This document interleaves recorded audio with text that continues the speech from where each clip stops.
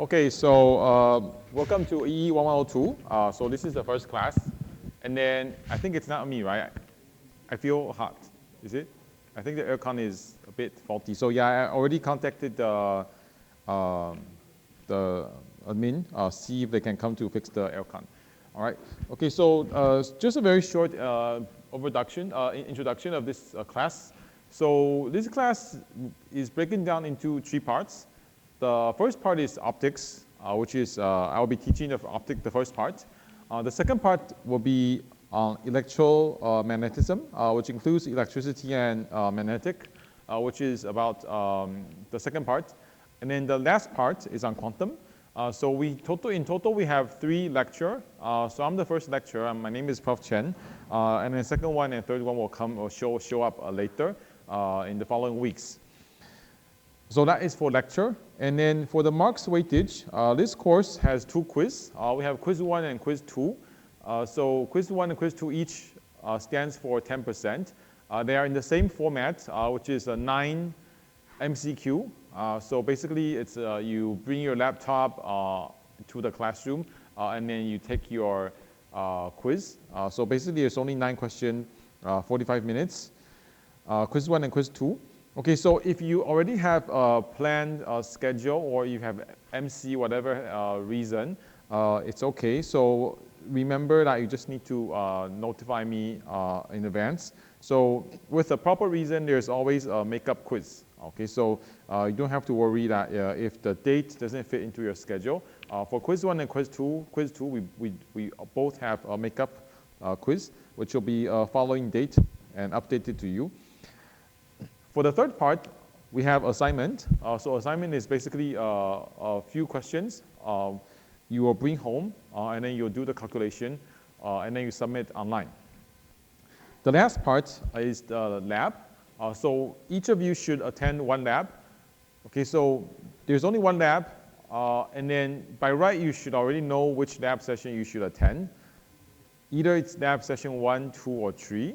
It should appear on your lab schedule. If you cannot find it, then maybe you need to try to find where is your lab, or you let me know that you have not been assigned into a lab. And then finally, the last part is the final exam. Okay, so final exam is 60%. Okay, so this is the breakdown of the this 1102. Okay, so if not, while we wait for the aircon to come, so I'll still continue this today's lecture. Okay, so before we move on, so in total we have 3 tutorial sessions. Group 1, Group 2 is on tomorrow. Group 3 is also tomorrow, but conducted by another prof. So you should be either assigned to Group 1, Group 2, or Group 3. Okay, so Group 1 and Group 3 starts at 7, and then Group 2 starts at 8. Okay, so but if you don't want to attend the 8 p.m. one, you actually wish to come early, you actually can join either Group 1 or Group 3. Okay, so you don't really have to follow your designated tutorial session. It's fine. You can come to the earlier group.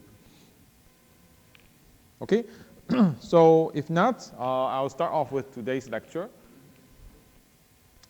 Okay, so again, my name is Prof. Chen. I will be teaching the optics part. Okay, so the first 3 weeks, we'll be teaching about optics, where optics is mostly about light. So you can see light in our daily life, which is a common thing you can imagine. Okay, so my own background is also in optics. So in EE, we do a lot of research, R&D on optics. As you can see here are a lot of application. So the most common one is telecom, fiber, which is used as information transmission. Solar cell, or a more recent one is the quantum dot display. So it takes actually a big part of where the optics goes into industry. And then part of my own research, actually my own research focuses on more on healthcare devices. So my own lab actually works a lot on health sensor and also these like smartwatches where we take advantage of LED, which you can flip over your smartwatch to discover that it's actually a lot of LED that actually measures your heart rate or your movement. And of course, we have the same concept but applied to on the road to detect other things. So optics is a powerful tool in terms of sensing and detection. So that's my own interest, where my own interest came from, because I feel it's a quite interesting way to use optics. Okay, so basically, optics can be branched into three main divisions. In my part, basically we'll be focusing on these two. So 2 weeks and 2 weeks. Okay, so in the first two chapters, chapter 1 and chapter 2, we consider optics as a straight line, which we call it ray optics, because which means we consider optics as a ray. Then in chapter 3 and chapter 4, we call it wave optics, which means that we consider light with the action that we assume that light now is like the ocean. It actually can have a wave property. Okay, so these are the two common property of light. And then in the last part, which will not be covered in this course under me, is quantum. So that will be covered by the last lecture, where actually after Einstein came up with this solution, he actually thinks that light is a particle, same as electron. So we know that when you have an electron flow, there's a lot of electrons in the circuit. So the idea is that when you have a light, what's inside the light is actually a lot of photons, which is particle. So we actually have three forms of light, either as a ray, or as a wave, or a more recent modern model treat light as a particle.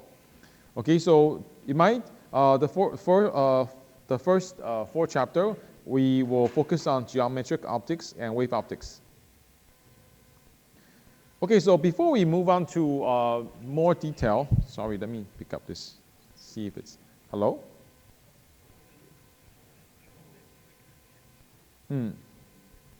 Yes?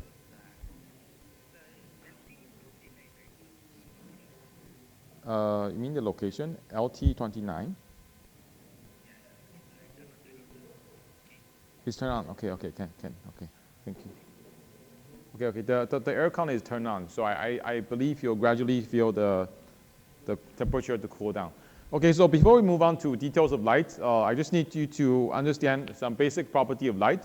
This will serve as your foundation for the rest of the lecture. So number one, light travels very fast. So we know that the speed is 3 to the 10 times to the 8 meter per second. Okay, so this is property one. Property two is that light travels as a line. That is why we can see a shadow, because we know that shadow is because something is blocking the way of your light. So that's why you can see a black image. Okay, so the second property that we are going to introduce is that light is considered as a ray. And because of this, so there are some common interaction that you should expect. So when a light meets a material, it can be either reflected, which we call reflection. If not, it will be absorbed into the material, which we call it absorption. Or it can also penetrate, okay, which we call it a transmission. Okay, so these are some interaction of light when it meets a boundary. Okay, number three, the last one, as we mentioned, instead of considering light as a ray, we can actually consider light as a wave. So when you consider light as a wave, it means that light will suddenly have a lot of property, same as electromagnetic wave, which means that now it will be more complicated. You have amplitude, you have frequency, and then you have the wavelength, because you treat it as a wave. Okay, so this part we will come back in next week. Okay, so these are the three properties of light. So because of this wave property, that is why we usually hear the name of wavelength, because that's when we only consider light as a wave. That's where you have this wavelength coming from. So where we usually see is this region from about 400 to 700 nanometer in the visible region. Okay, and then another application about wavelength. So you might be curious that why most of the medical devices, including your smartwatch, the LED is usually in red light instead of green or blue. The reason, as you can see in the top diagram, is because our skin absorbs different color of light. However, it doesn't absorb a lot of red light. So if you select red LED, it means that your light actually can penetrate much deeper.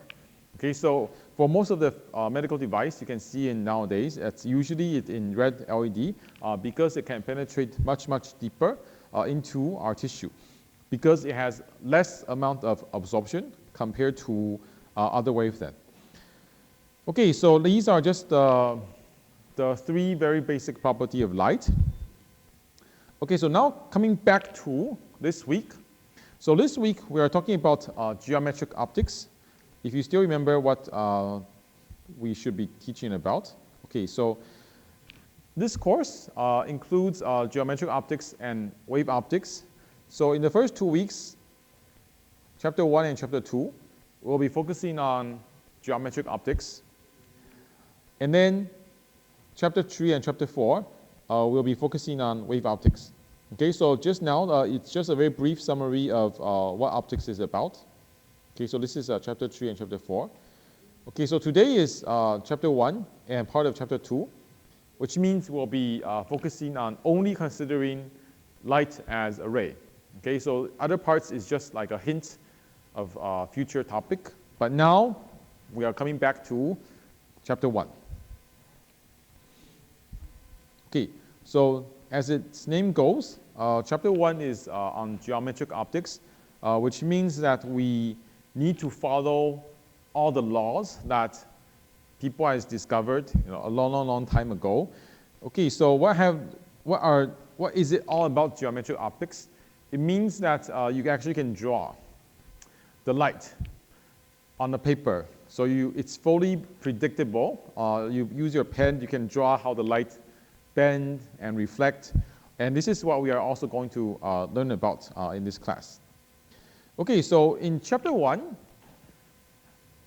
there's 3 important topics that we have to learn today. The first topic is about reflection.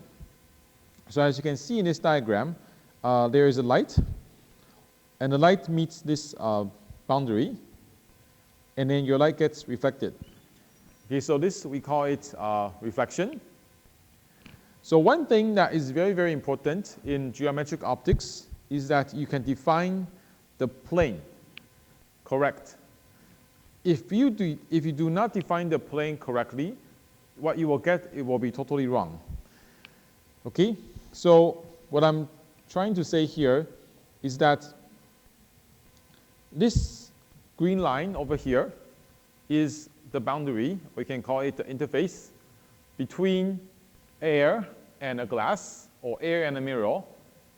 So this is the interface, and this dashed line is perpendicular to your interface. So it is very important that you can always find your plane of incidence. Why? Because it will help you to identify your angle correctly. Okay, so for instance, in this diagram, this is called your incident angle, and this is called your reflection angle. Okay, so I use theta I and theta r to represent it. Okay, so how is it defined? So the incident angle is defined as the angle between your light and your normal line. Okay? Your angle of reflection is defined between your light and your normal line. So this is why it's very important, because if you do not define your normal line first, a lot of students will end up with finding this angle, here, which is the wrong one, or this angle. Okay, so it is very important that the first step whenever you encounter geometric optics is that you need to first identify where is your interface, and then you draw a vertical line. That line will serve as your normal of incidence. And that will help you to identify where is the angle. Okay, so in this case, this is the incident angle, and this is the reflection angle. All right, so this is all about definition. Oops, okay. All right, so as we said, there's 3 topics in chapter 1 that we need to cover today. Yeah. The first topic is about reflection. It is the most straightforward one. So there's only one law, which is the law of reflection, which means your incident angle should equal your reflection angle. Okay, so your theta I should always equal to your theta reflection. Okay, this will never change. It will always remain. So no matter how you tilt your interface, this rule is always applied to every topic or every question you meet in optics. Okay, so this is called the law of reflection, which means that this angle should equal this angle. So again, it's very important that you understand that this is the interface, and so therefore this is your vertical line, which is your normal incidence. So the angle is defined, the angle sandwiched between light and normal incidence. Reflection angle is defined as sandwiched between the light and the normal incidence. Okay, so these are the 2 angles. Okay, so topic 1, very simple. Incident angle equals to your reflection angle. Okay, so this is one example. So here if I have 2 mirrors, and then I give you some parameter, you know that your incident angle is 65. Reflection angle is also 65. So the question is asking you to solve what is this angle over here. Okay, so from here, basically you know that your incident is starting from this 65, which means that this is also 65. And because this is a normal incidence, so of course this angle is 90 minus 65 degree. Okay, and then from that, because this is a triangle, and you know that this is 120, so of course the next step is you can solve that this is 35. Your gamma will become 35.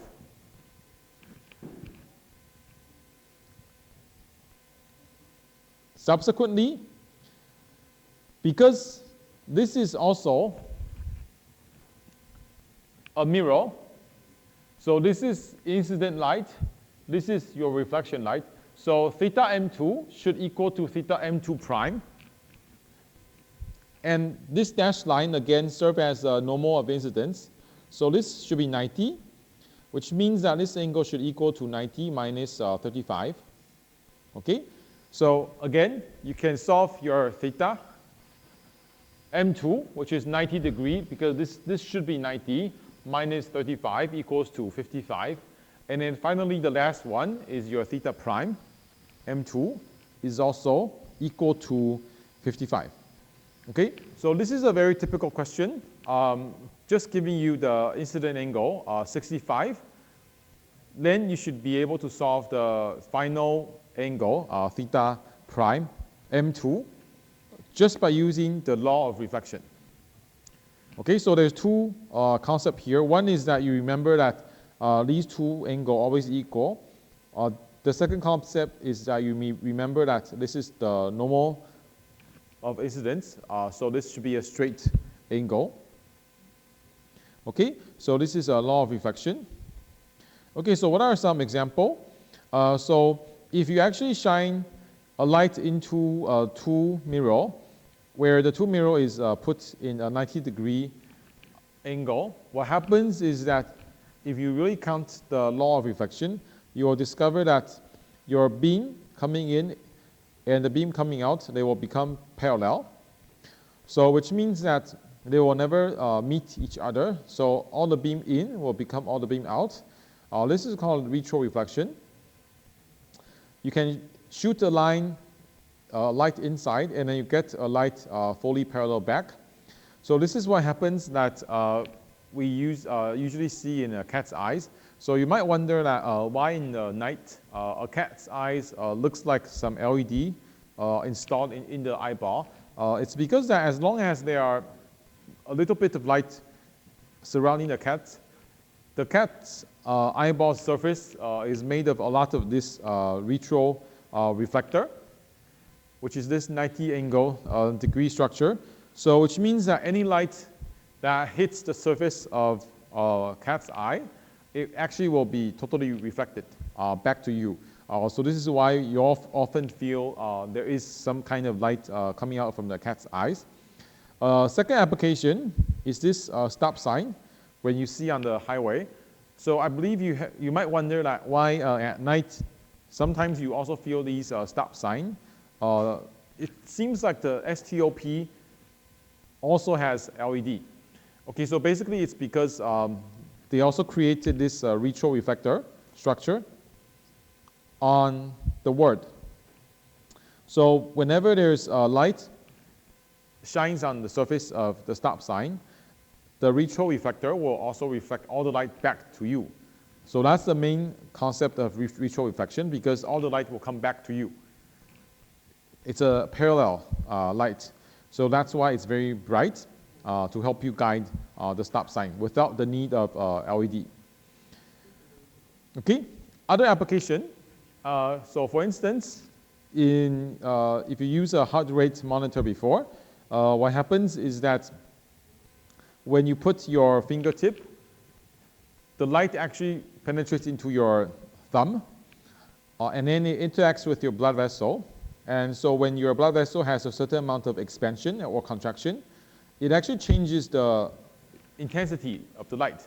So therefore, later you can actually use this to measure a reflection, and then you know that your heart rate. Okay, other applications about reflection, LiDAR, radar, or even your robot vacuum, they know where they are going. They can detect the distance, how far away to an object. These are all examples of using light technology or laser technology to detect the distance. So it's basically just using the law of reflection. Okay, so for instance, this is a pulse oximeter. As you can see that it is an example of a light technology that shines into your vessel and then collect the reflection of the light. We also use this on the moon to detect the moon. So you might also wonder how we can actually get a signal back to the Earth. So you imagine that on the satellite or on the moon, you install a lot of these retro reflector. Because it's fully predictable, how you shine the light will come back the same path. So it gives you a sense of way of how you can design your device to collect the signal backward. Okay, so these are just some example of reflection, which is topic number 1. Okay, so topic number 1, only one thing, which is your incident light, the angle equals to your reflection angle. All right, now moving on to topic 2. Oops, okay, it should be topic 2. So topic 2 is about refraction. Okay, so instead of mentioning a light reflecting, which we just mentioned in the first part, light can also go forward into the second material, right? So for instance, here is example when we have interface between air and water or air and glass. So instead of just reflection, okay, so in the previous topic, this will be called reflection. Okay, so now instead of talking about reflection, here we want to introduce the second topic of today. When your light propagates into a different material, your light actually can still propagate. However, you might discover before that your light will bend and change a certain angle. So why does this happen? Okay, so this is called refraction. Okay, so refraction basically means that your light propagates into a second material, and then something weird happens so that you can see this angle happening so that your light will bend. So here is one example. In this diagram, how many reflection and how many refraction can you visualize? Okay, so here, this is your incident light. This is refraction. This is a reflection. This is a reflection. Your light comes into here. This is a refraction. Number 4 is a reflection. Okay, so there are multiple effects in this diagram. Your light meets this boundary. It can reflect to number 2. And then it also can refract into the second material. This is called refraction. And then at the bottom, your light, let's just assume this is a dead end. Okay, so this is a reflection. And then, of course, your light can also go out, and then that one will be a refraction. Okay, so for instance, here you can see the difference between reflection and refraction. Okay, so we'll come back to this video later. Okay, so the idea of refraction basically is because the speed of the light changes. So you imagine that when your light originally was traveling in air or vacuum, and then now your light is traveling in water. So because the water presents a different refractive index, which actually affects the speed. So because your speed of light will be different in a different material, so what happens is that your light experiences a different refractive index, and that actually affects your light to bend. Okay, so the basic mechanism of why your light will bend is because that when your light travels in a different material, the speed of the light changes, and so therefore your light will undergo a refraction. Okay, so here we use this small video to show the concept. Opportunities everywhere. Plus 500. Trade with clarity.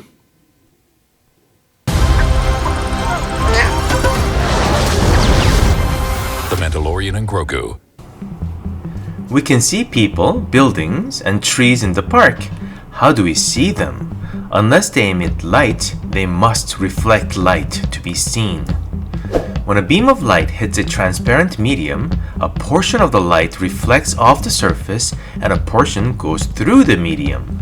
The law of reflection states that for a smooth surface, the angle of the reflected ray is equal to the angle of the incident ray. Please note that all angles are measured from an imaginary line drawn at 90 degrees to the surface, called normal. When a beam of light reflects off a smooth surface, it is called specular reflection. The word specular comes from the Latin word speculum, meaning mirror.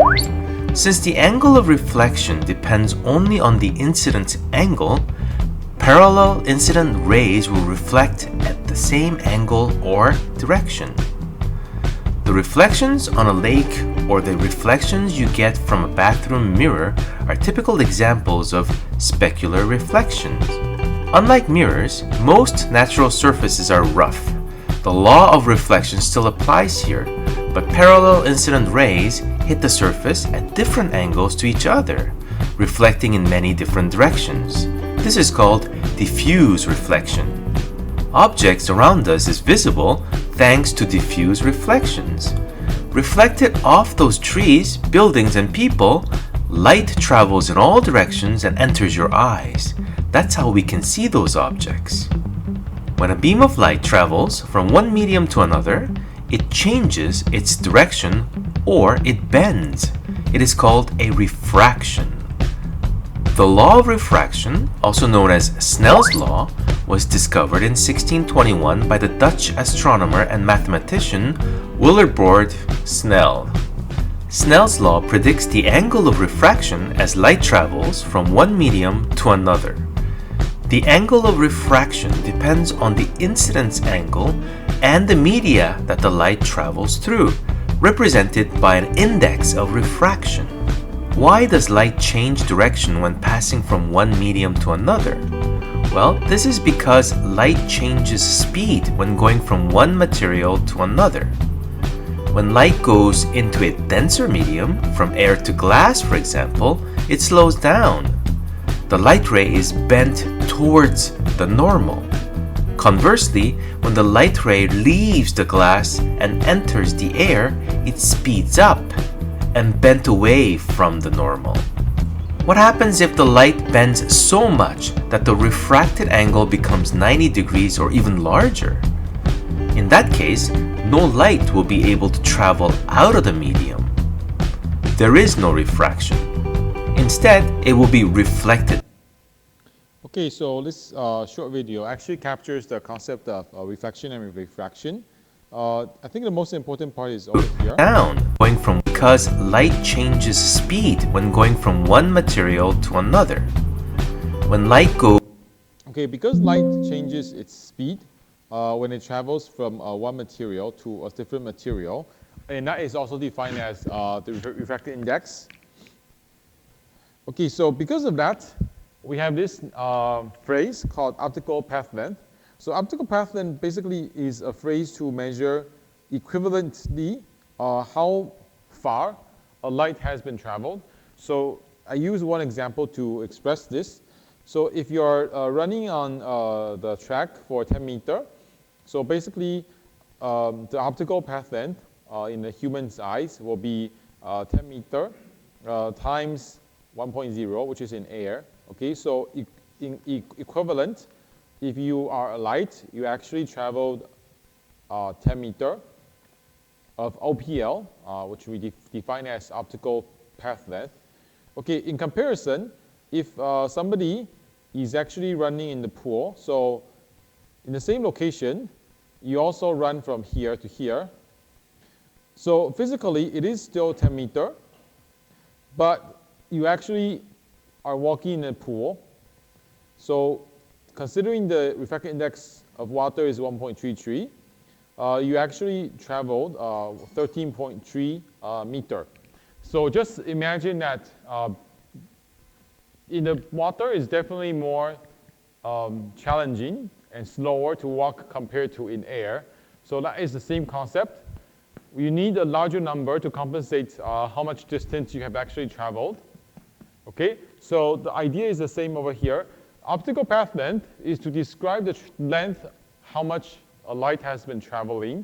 So if a light is traveling in air, we just times the 1.0, so which means it's still 10 meters.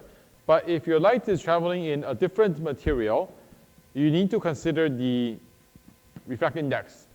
And that total distance will be the distance that is considered as your optical path length, which you can imagine that it should be larger, right? Because you actually have to spend more effort and energy to actually walk 10 meters in water rather than in air. Okay, so this is the definition of optical path length, where you times the distance L to your refractive index.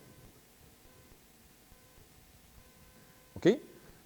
Okay, so here is a boring example. So A to B, L, 1L. In glass, A to B, but refractive index is 1.5. So equivalently, in the perspective of light, it actually traveled 1.5 L. Okay, but if you don't like this example, you can think of the water swimming pool example. When you run in the swimming pool versus you run in the air. Okay, so that is the definition of optical path length. Okay, so that all has to do with refractive index. So refractive index is something that you don't have to really try to calculate it because it's an intrinsic property of material. So every material has its own refractive index.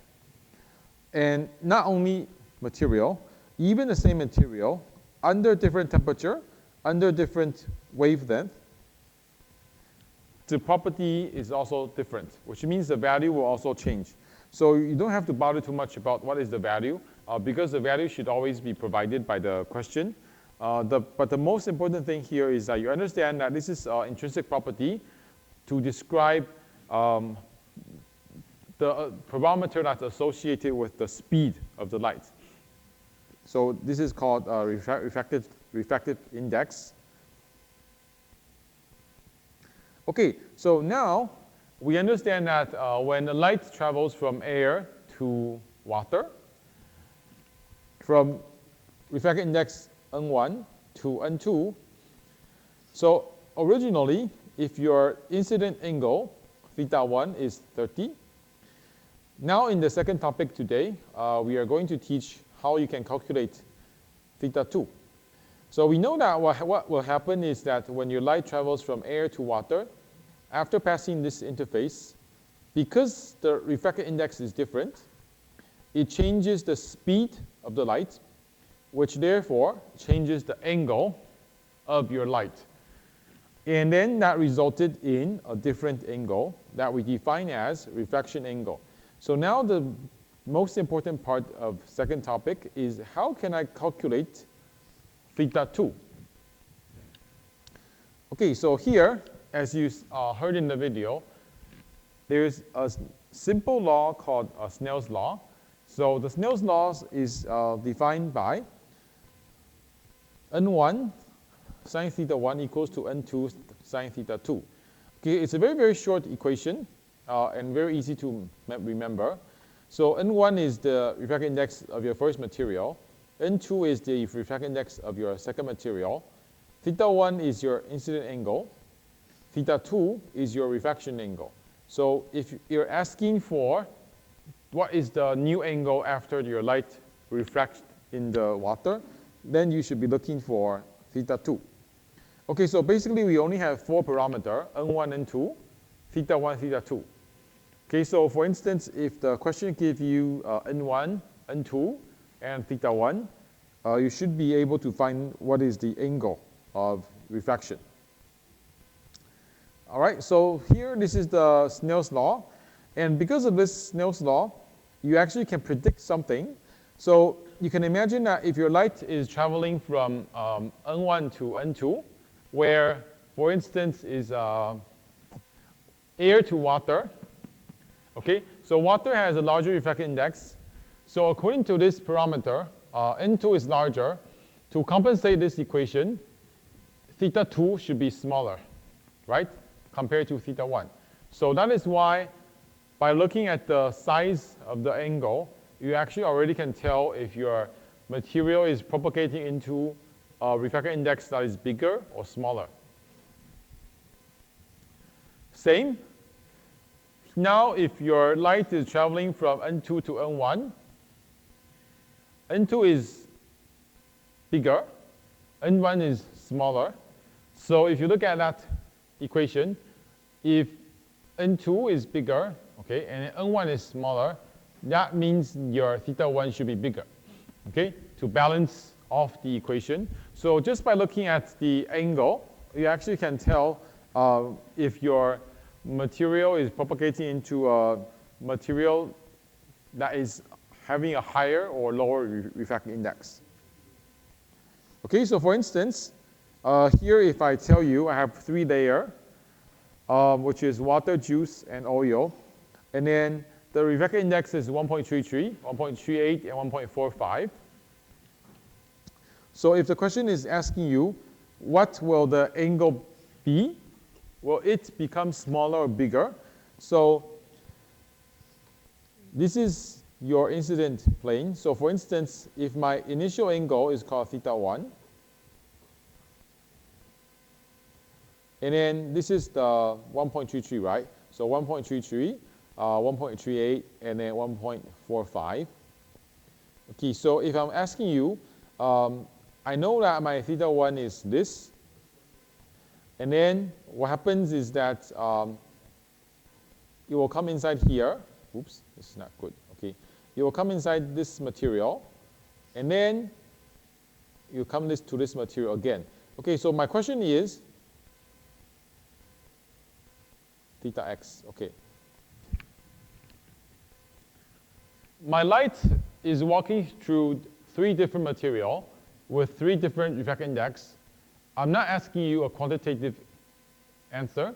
I'm just saying that if theta 1 is that angle, and then it went into 1.33 to 1.38, so there is the first refraction, and then it continues to go into this 1.48, and then finally this is your last refraction angle.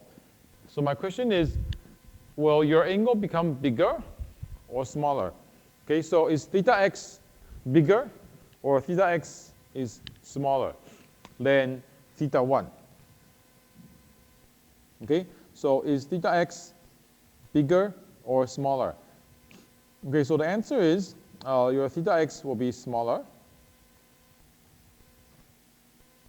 compared to theta 1 because you are traveling into a material that is getting higher and higher and higher in terms of refractive index, which means that your theta should be smaller and smaller and smaller.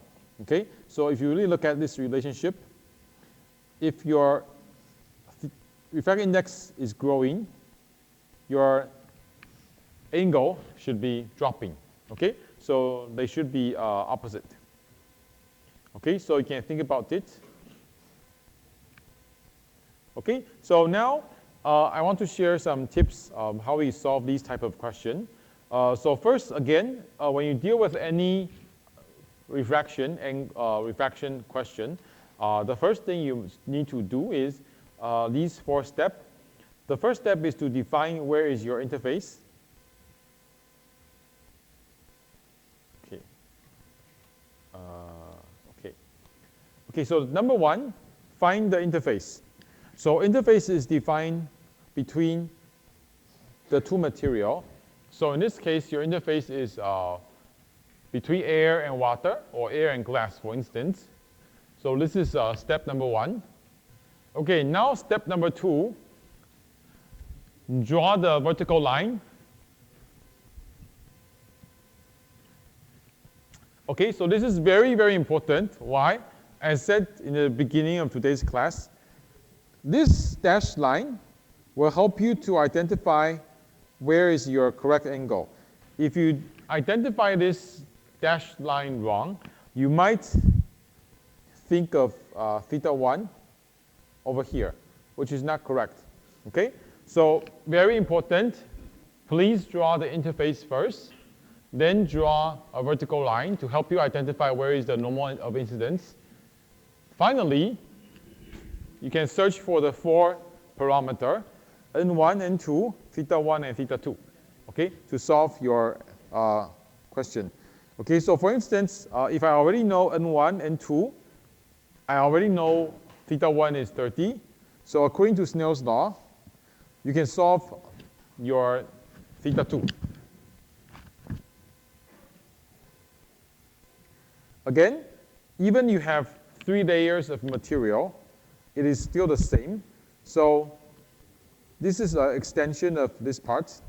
If I build one more layer on the bottom, so let's just continue. So you can see this is 21.7 degree. So again, this is N1, N2, N3. So from the previous question, you already know that theta 2 is 21.7 degree,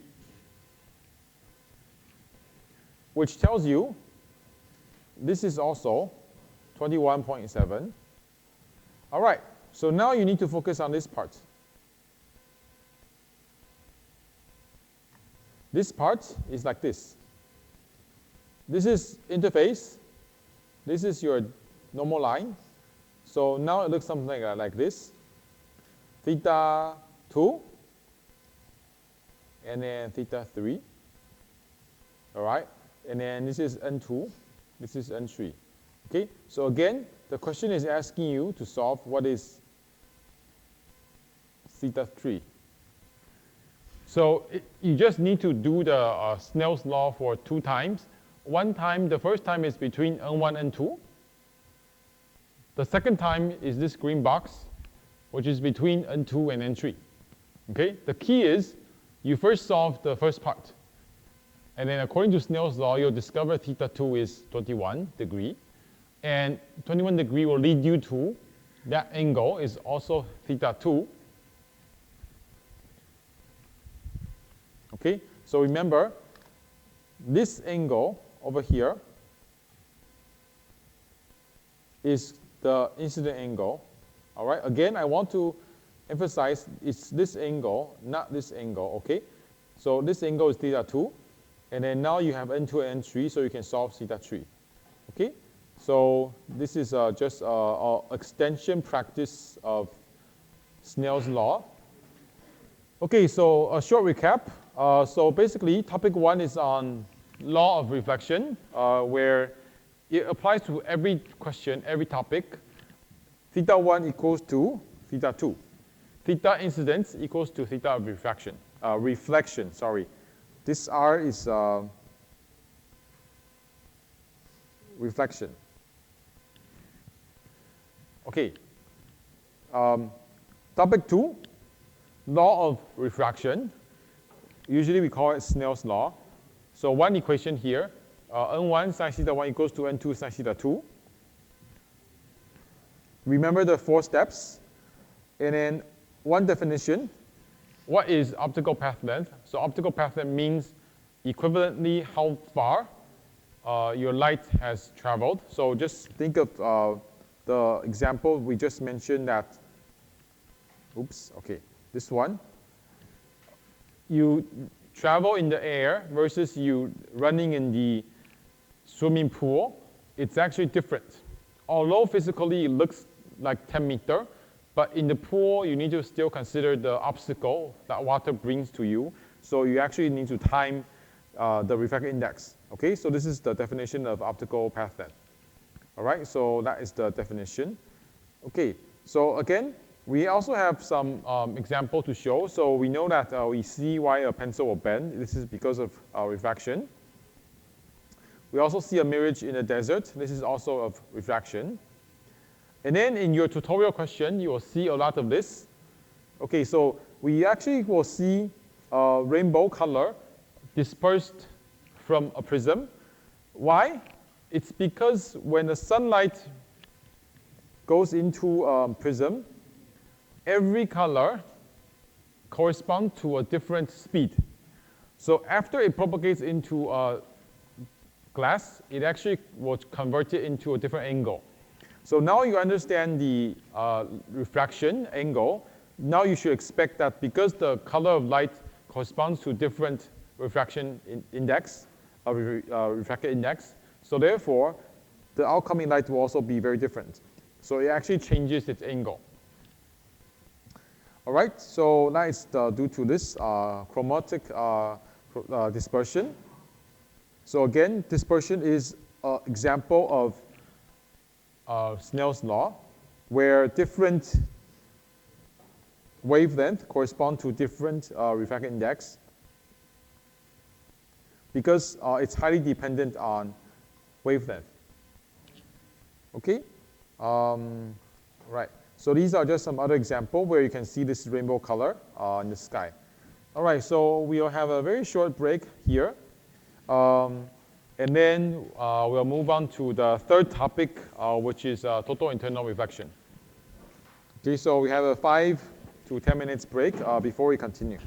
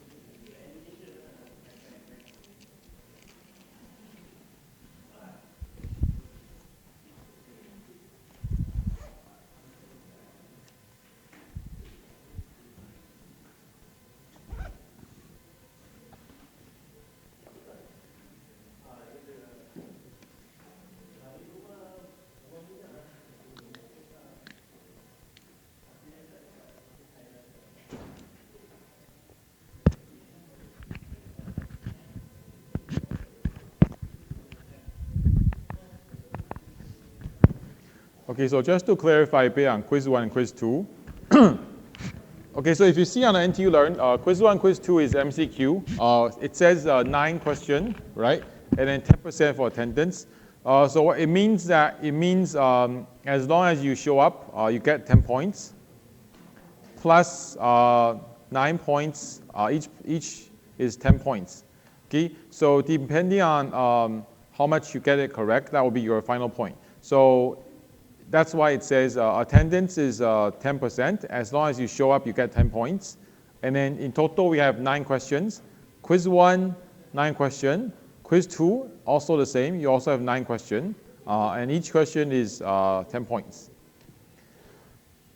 Okay. As for assignment is a bit like a tutorial question. So it's about 3 to 4. Okay, it's about 3 to 4 different questions for you to solve. And then you just need to submit online. Okay, for lab is related to optics. So you only have to attend lab 1 time, and then you submit the report in class. Okay, so basically it's a 3-hour lab. Okay, it's a 3-hour lab, and then you finish the experiment in usually 1 hour, and then you finish the report also in another 1 hour. Okay, so usually if you are lucky enough, you should be able to finish in 2 hours. All right, so that is some clarification about the quiz, assignment, and lab. Okay, so coming back to optics.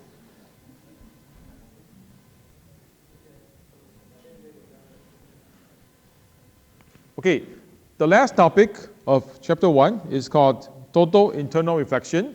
This is the most common topic that you will see on final exam. Okay, so what is total internal reflection?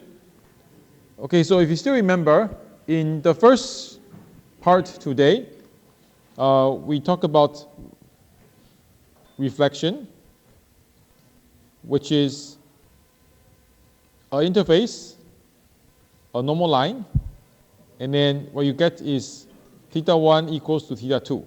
This is what we learned in the first part today. The second part is about refraction. Okay, again, interface, normal line. When you have an incident angle, okay, so when you have an incident angle, what happens is that you get a refraction angle. Okay, so this is topic 1 and topic 2. Topic 1, very simple, law of reflection. Topic 2, law of refraction, where your light propagates into a second material. Because the speed changes, you get an angle that is called a refraction angle. All right, so now the last topic, which is the end of chapter 1, is to kind of combine these two. So before we start, I'll show one video because I cannot do experiment over here.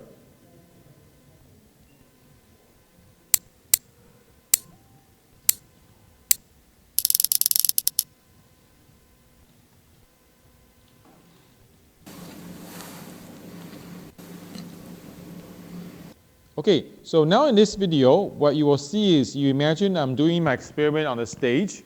So we only focus on this part.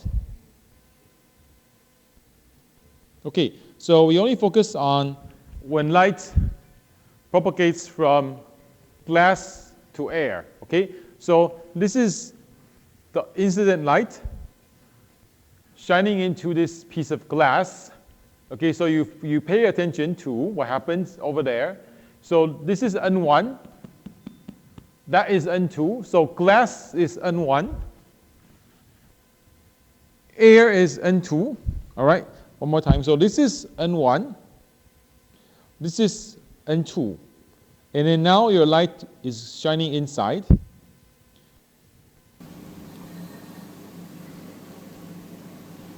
Okay, so for instance, this is a normal incidence, which is 0 degree. As you can see now, the incident light has been changed up to 10. So in this condition, we will say that this is your incident angle with 10 degree in glass. this is your refraction angle in air, and if you can see it clearly, it's about maybe 12 or 15 degree. Okay, so actually it's from a higher refractive index to a lower refractive index, from glass to air. So it's a higher N1 to a lower N2. Okay, now as you can see, as I increase my incident angle up to 20, and then you can see this is your refraction angle. Now it's getting bigger and bigger. Okay, so now my incident angle is approaching 30. So this is called incident angle. This is called your refraction angle. So now your refraction angle is about 45 plus degree. Okay, so if now I continue, increase up to 40. Okay, so as I increase my incident angle up to 40 degree, you will discover my refractive index in this area, this part. This is my refraction angle. Now it's so big that it's already more than 70 degree.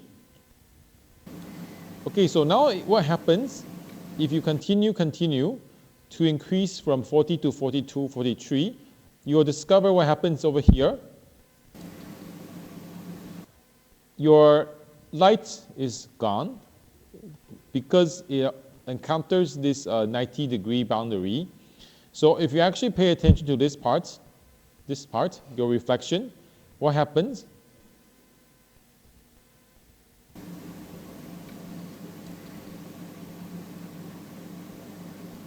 Okay, so here you'll discover that all your light is reflected.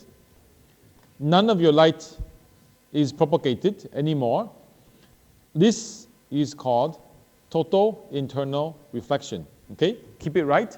It's not total internal refraction, because what is happening here is that you actually do not get refraction anymore.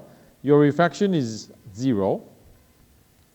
All of your light is reflected backward.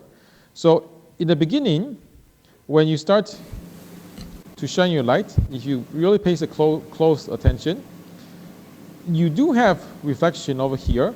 It's just that your reflection is so dim, you don't really see it. You only pay your attention to here, which is your refraction light.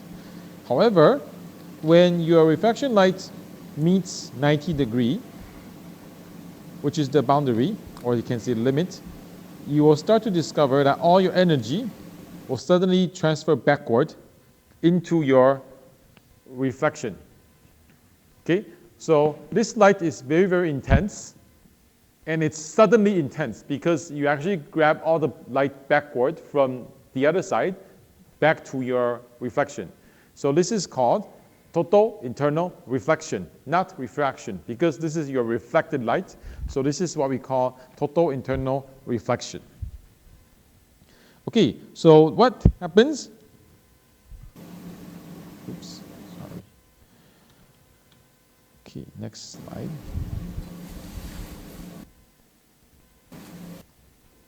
Okay, so this is the very famous phenomena called total internal reflection. So what happened just now is if you look at this short video over here, if your light source shines incident light of 0, it just propagates directly outward. As you continue to increase your incident angle from theta 1, from a smaller degree to a larger degree, at a certain angle, you will discover that that is when your theta 2, which is your refraction, becomes 90. Then you actually cannot see any refraction. So that is when all the light becomes reflected in this yellow line over here. So this we define it as total internal reflection. This doesn't happen all the time. It only happens when you reach this critical angle. So this angle we use theta c to represent it. And this very special angle is called critical angle. All right, so this is the idea of total internal reflection. So this also happens to fiber. So most of the fiber, if you pay attention before, it actually can confine the light very well in the core so that you can transmit your signal to a very, very, very long distance. The reason is because fiber usually has this total internal reflection effect, so that your energy will not be lost on the sideways. You can convert all the energy from one end to the other. Okay? The reason is it satisfies the condition of total internal reflection. Okay? So this very magical angle is called critical angle. Okay? So this is called critical angle. Okay, what happens at the critical angle, if you still remember, is that your theta of refraction angle is 90. Okay, nothing special. The only thing that relates to total internal reflection is that when you satisfy this condition, which means when your theta 1 fulfills critical angle, your refraction angle, theta 2, should be 90 degrees. Okay, there's only one condition to satisfy this thing, and that is your theta of refraction should be 90 degrees. Okay, so that also helps you to calculate your Snell's law. So by right, Snell's law will always happen.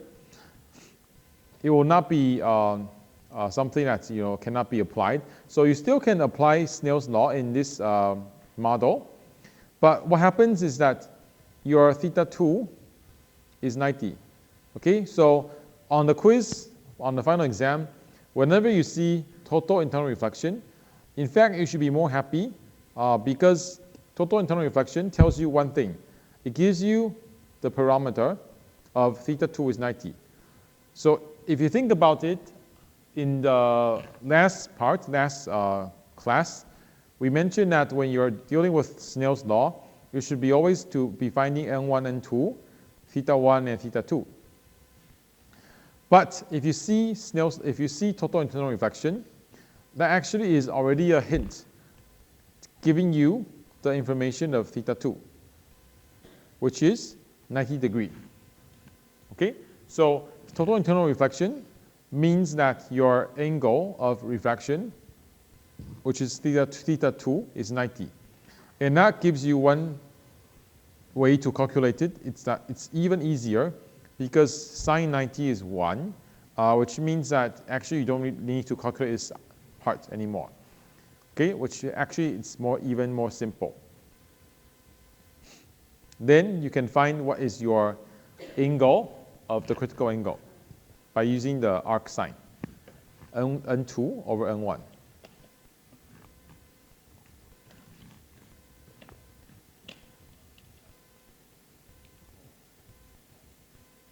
Okay, so the definition is here. When your light satisfies this critical angle, you will generate this phenomena called total internal reflection. And that also tells you that your refraction light is 90 degrees. And then it also means that your light cannot pass through. Your light must be reflected backward. Okay, so that is why it's called total internal reflection. Okay, so example, diamond. Okay, so diamond is very bright. The reason is because this boundary is a typical boundary where it satisfies a very high refractive index into a very low refractive index. Diamond has a very super high refractive index, so it's very easy for diamond to fulfill this total internal reflection. So which means no light comes out, all the light is reverted backward, and then that means you can ensure all the light is confined in the diamond. So that's why you can see that in a very small volume, diamond is so shiny. And it also links to maybe if you buy a diamond before, or you heard of it, the cutting is very important. So maybe you have a 60 cut, 10 cut, or 1 cut, for instance. So the more cutting means that you have more interface for your light to be bounced off and confined. So you imagine that this is a 100 cutting versus a 10 cutting. So this one has a lot of boundary to create a lot of total internal reflection in one diamond. So that is why it also gives you a much shiny and much brighter visualization when you see a diamond. Okay, so the reason behind this is just total internal reflection.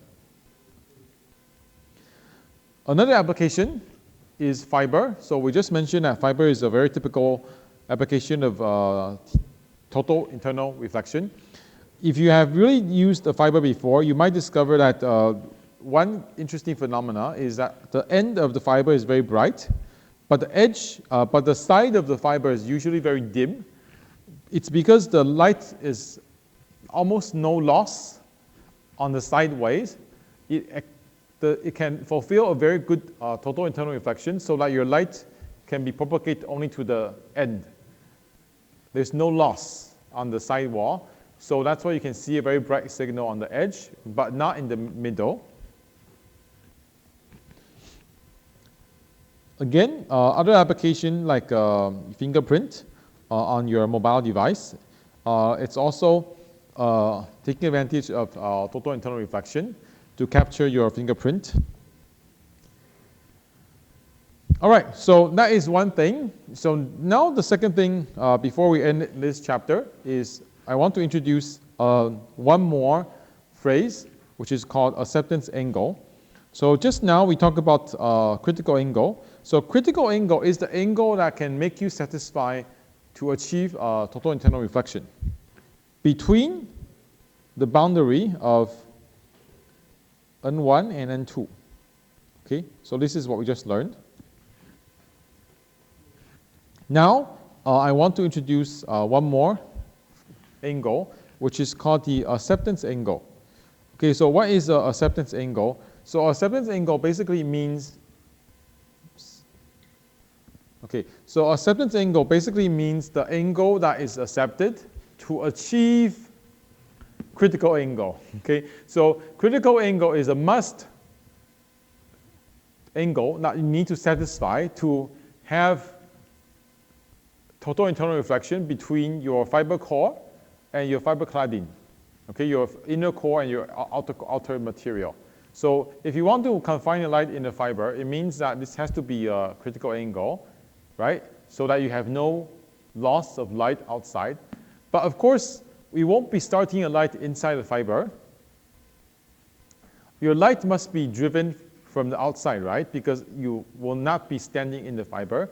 So that means when you shine a light from the outside into the fiber, you want it to travel like that. So it means that there's another angle that is very important that you must satisfy. And this angle is called acceptance angle. It is the angle that you need to fulfill so that when it comes to the fiber, you can satisfy critical angle. And then your critical angle can satisfy total internal reflection. Okay? So it's a two-step process.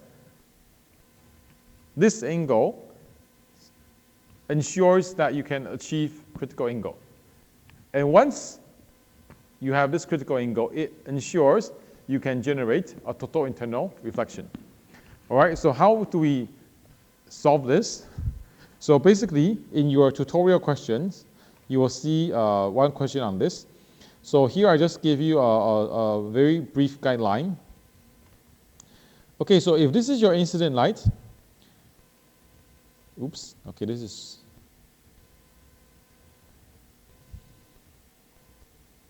okay, so here, this is, okay, nothing different. Okay, so this is your first interface. If this is a fiber, this is your end of the fiber. So this is, you need to look it in this direction.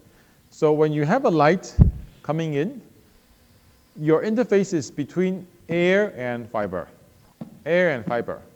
right? So interface, air and fiber. And remember, you need to draw this dashed line, which is your normal plane.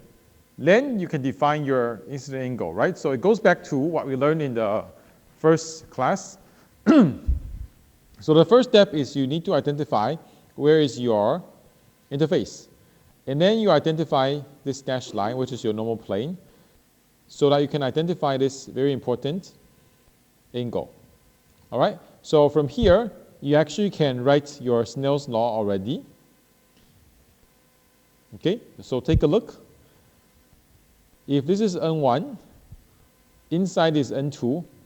So what happens is N1 sin theta 1 should equal to N2. Oops, okay, never mind. Okay, so if this is N2, this is theta 2, right? So look at it. Forget about this part. Just look at this. You can turn your paper 90 degrees. Air, fiber, interface. So this is your boundary of the normal incidence.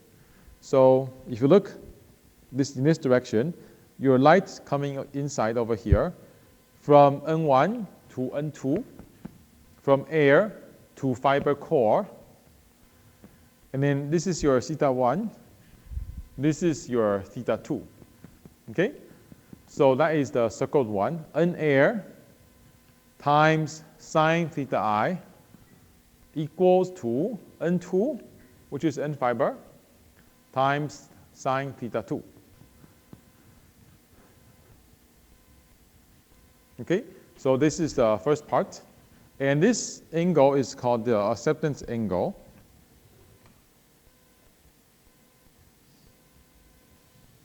Okay, now looking at the second part.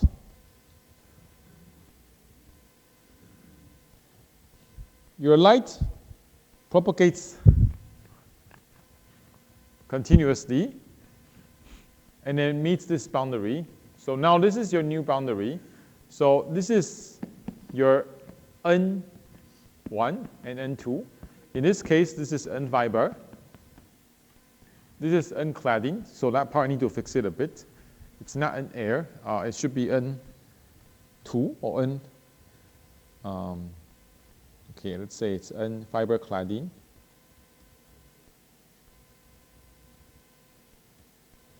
Okay, so here, this part, this is your incident angle. This is your 90 degree.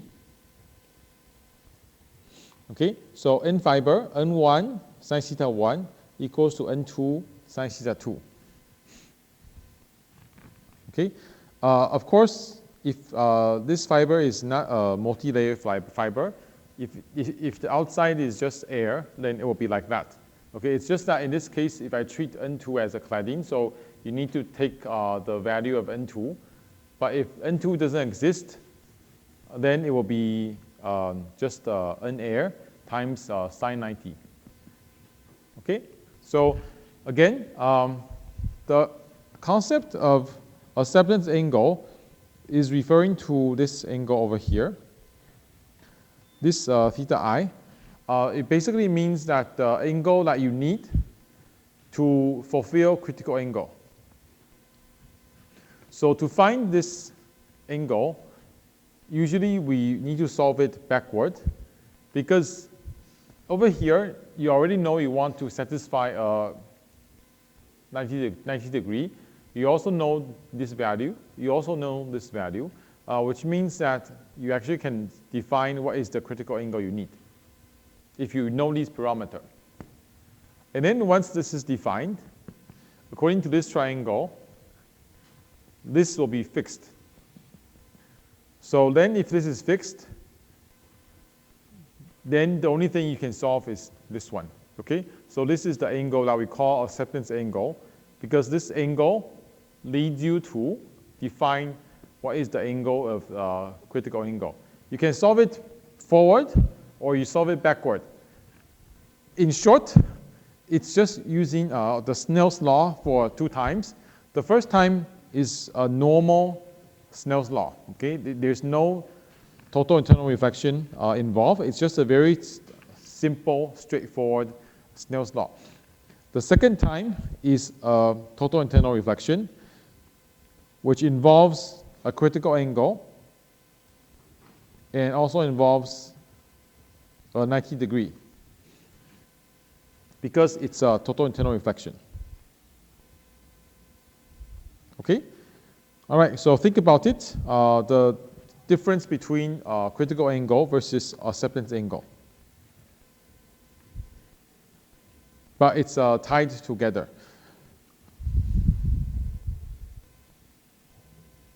Okay, so the last part is just that some application of total internal reflection. So the most common application is fiber, because fiber is very popular.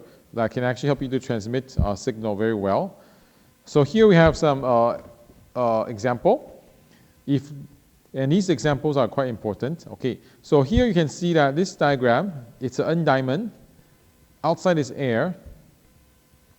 If the diamond refractive index is 1.8, air is 1.0. The incident angle θ1 is 30, which is here. Please find the refraction angle, okay, which is this one. Okay, I didn't say that this is total internal reflection, so you cannot assume that whenever you see a diamond, it must be a total internal reflection. Okay, so here it's just a basic Snell's law where you need to apply N1, N2, θ1 and θ2.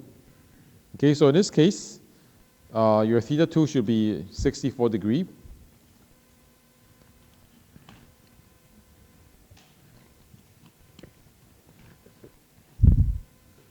Okay, question 2.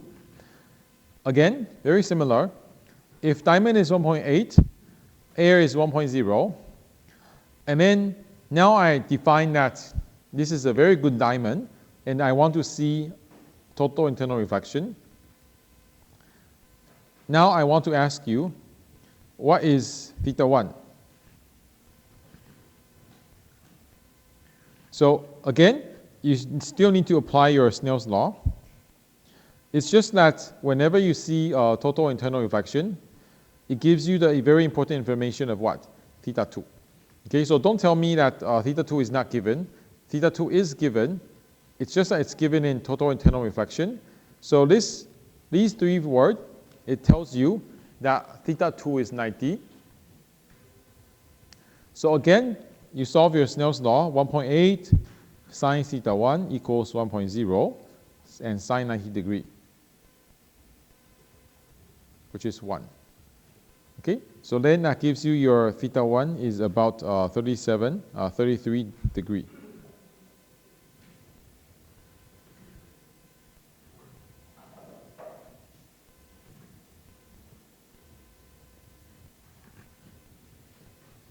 Okay, one more. This is a past exam question. Okay, so you can see that here this is a triangle. Outside is air, inside is glass. So it's asking you, what is the minimum refractive index of the prism if I want to see a total internal reflection over here?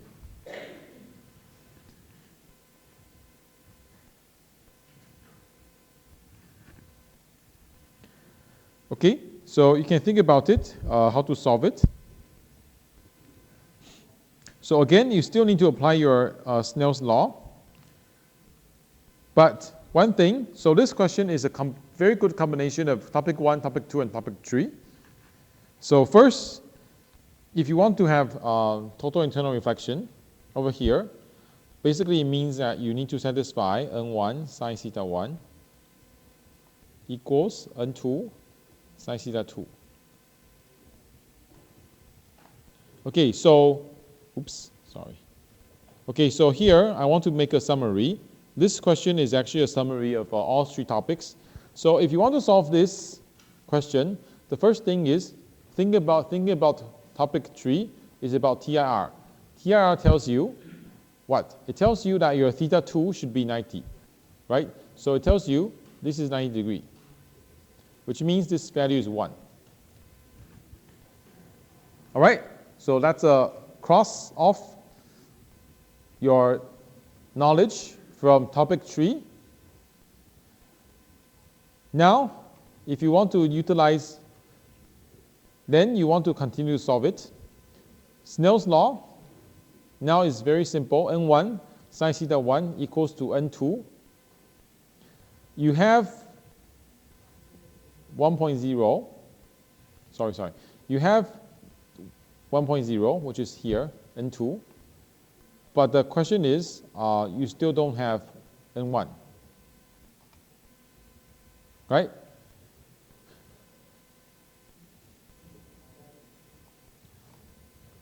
Okay, so now going back to topic 1. Topic 1 is law of reflection. Law of reflection teaches you that your incident light equals to your reflected light. So the missing thing is over here. If you divide this into 2,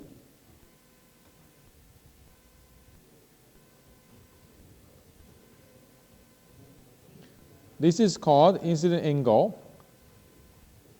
This is called reflected angle, right? So these two angles should be the same. They are both 55. Okay? So theta 1 is 55 degrees. All right, so one more time. This question, it says you want to achieve total internal reflection on the edge. So which means that you know that for a Snell's law, it gives you the information of TIR, tells you that your theta 2 should be 90. And then you also know the refractive index of 1.0. The question is asking you N1. What is the refractive index of the diamond?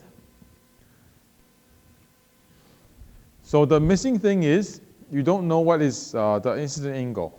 So you need to take advantage of law of reflection, which is your incident angle equals to your reflection angle. So 55 and 55. Okay? So again, this is N1 and outside is N2. Okay, just to clarify. All right, this is a very, very good question. It's a combination of understanding and practice of topic 1, law of reflection. So remember that you need to divide this part into 2 because your incident angle must equal to your reflection angle. So it's 55. You need to use Snell's law, which is topic 2. And then finally, you need to take advantage of total internal reflection, which gives you the information of theta 2 is 90 degrees. Okay, so in that case, you can solve it. Okay, so this is an example of a quiz type question. You can think about it, kind of similar to what we have used in one of the questions today. So on NTU Learn, you can also find a sample quiz to refer to as well. Okay, so that is chapter 1. So we'll continue on to chapter 2. Okay, so before we do a quick end, so in chapter 1 today,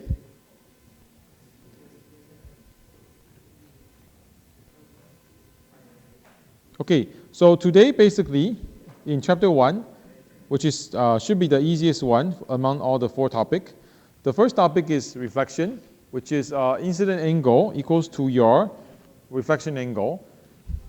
Okay, this is topic 1. Topic 2 is on refraction. So it is on Snell's law. When a light propagates from one material to a second material, it will change its speed. And this is related to the speed of light, and is related to the refractive index. So remember what is the definition of OPL, optical path length. Okay, and then the famous Snell's law, N1 sin theta 1 equals to N2 sin theta 2 to help you calculate the refraction angle. Finally, the last topic of today, in chapter 1, is total internal reflection. So total internal reflection refers to, okay, it refers to when there is a magic angle that you satisfy. This is called critical angle. It will allow you to generate your refraction angle to be 90, which means that there's no light coming out. All the light is reflected. Okay, so this is very important. Whenever you see TIR, total internal reflection, you need to think of theta 2 is 90 degrees. Okay? All right, so this is all for chapter 1. Okay, so today for chapter 2, we will start a bit, and then next week we will continue.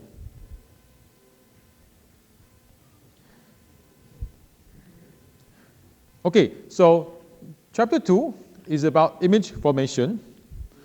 So this is bringing the concept from chapter 1. Which part? The reflection. So in this topic, we will talk about mirrors and lens. As you can see here, this topic, I will divide it into 2 topics.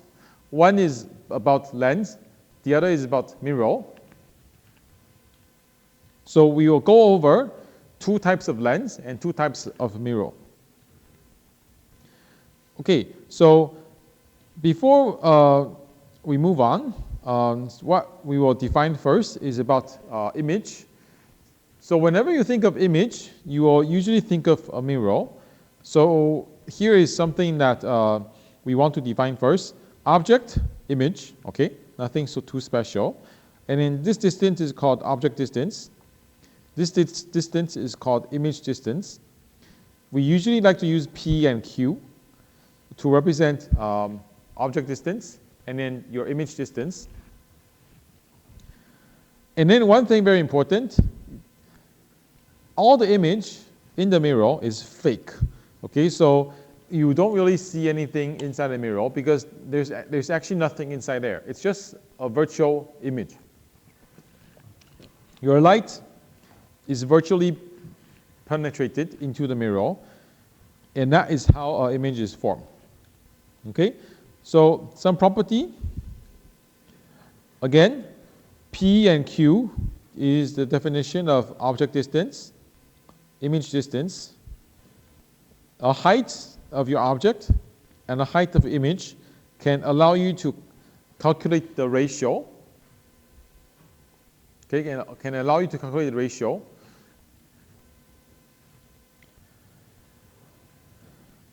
Between your image and object. Okay, so in the second topic, the most important thing that usually students mess up is the sign. Okay, I can tell you that for the second topic, chapter 2, there's only one equation that you will use throughout the entire chapter. The one equation, you can use it for mirror, you can use it for lens, you can use it for quiz, you can use it for exam. All the tutorial questions will be using the same equation. The only thing that you will mix up is the sign. For mirror, the sign is not difficult because everything in the mirror is fake. It's virtual. So we define it as negative. Everything in front of the mirror, because it's real, so we define it as a positive. Okay? So basically, it's like this. If this distance, P, so if you put something here, the P, if it's inside here, then it will be negative. Okay? So it's important that you understand the sign is important because it tells you the location. So everything in front is positive.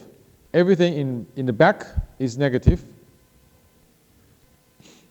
Okay, so this is quite straightforward for mirror. Okay, the last thing to define is magnification. We know that your object itself has your own height, and then your image, of course, has another height. So the ratio between the image and your object, of course, it's called magnification. So the magnification is defined by the height of the image divided over your height of the object. Or, the new thing we are going to introduce right now is that it can also be defined by minus Q over P. Okay, so Q is the image distance, P is the object distance, and the reason why we put a negative value is because Q is commonly is in negative. So here we use a negative sign to fix it. So basically you can see that these are a symmetric triangle. Okay, so your m value is defined by negative q divided by p. This is called the magnification. So your magnification can be negative, it can be positive. This sign doesn't tell you how big or how small your image is. It just tells you the direction. Okay, so keep in mind that the sign, either your m is positive or negative, it just tells you if your image is pointing upward or if your image is pointing downward. To really find out how big it is, you need to put an absolute value to find the magnification. Okay, so the magnification is defined by putting an absolute value to your m. So let's say if your magnification is 2, it means that your image is 2 times bigger than your object. If your magnification is 0.5, of course, then it tells that your image is smaller. Okay, so this is something that very, very important. The absolute value will tell you how big your image is. Okay, not the sign. The sign just tells you the direction. Okay, so again, here we have this video. Okay, I think this video is not very useful. We will watch it later. Okay, so here this is a summary for the sign of a mirror. So everything in front is real. Everything behind the mirror is virtual, so it's negative. So PQ is always positive in front. P and Q is defined as negative behind the mirror. Okay, so this is the same rule applies for all the mirror. It doesn't matter it's a concave mirror, it's a convex mirror, all the mirror, it's the same. Because you'll never be able to step inside the mirror, so it's always a virtual world in the mirror, so it's always negative. Everything in front is always positive. Okay? Okay, so now given that in your mind, here we want to introduce 2 different types of mirror. One is called concave. So concave is a mirror like when you look at a spoon. So it's the inner surface of a spoon. So you can imagine what happens is that when you have a light coming in, it can focus. Okay, so when you shine a light, it will focus. Kind of like an umbrella. The inner side of the umbrella, you can collect water. So it's the same idea. The inner side of a spoon, you can also use it to collect water. So it's the same for light. When the light shines onto the concave mirror, it will also focus your light into the center. So that is also why we call it concave. It is a converging mirror. Okay, it's a converging mirror because it can focus. Okay, and then this is called radius of curvature because this concave mirror should be part of a circle. So if this is the center of the mirror, this is R, and R is always defined as 2 times of focal length by mathematics. So one half of your radius of curvature is defined as the focal length. This is where your light will be focused. Okay, so for a concave mirror, you always have a center. That is where it's linked to your radius of curvature. And then the half length of your radius of curvature is defined as your focal length. Okay, so that is where the light will be focused, which is R equals to 2F. Okay, so for instance, here we have a concave mirror, a light coming in, and then you draw a tangent line. So again, you will always satisfy this law of reflection. So this angle should equal this angle. Number 1 should equal number 2. Okay? And then you can converge your light. Okay, so here is something that it will not be part of the exam, just good for your own understanding. So the reason why we call it geometric optics is because in old days, this is how people do it. They can really draw the light rays and predict how the light will reflect. So for instance, in this diagram, you can see the light, this blue one represents one possibility. When the light shines to a center, it will reflect in the same angle. This angle equals this angle. If you draw a green line that passes through the center, this will reflect backward because this is a tangent, 90 degree. So here what happens is that you will form an image. Any two lights, when they intersect, they will form an image. That is the foundation rule to forming any image. You need at least two rays. The two rays, as long as they can intersect with each other, then you will be able to find where the image will be formed. So for instance, this is your reflection ray in the blue one. This is your reflection ray in the green one. This is where they meet. So this is where the image will be formed. Okay? So according to this, instead of using your hand drawing, scientists discovered that using this mathematic way, they can actually do it in a smarter version. So you can look at this very short, quick video. This is a concave mirror, and when the two lights shines on the mirror, you can actually form two triangles. This yellow one and the green one, symmetric. Okay, so this is where this relationship is built between the yellow and the green.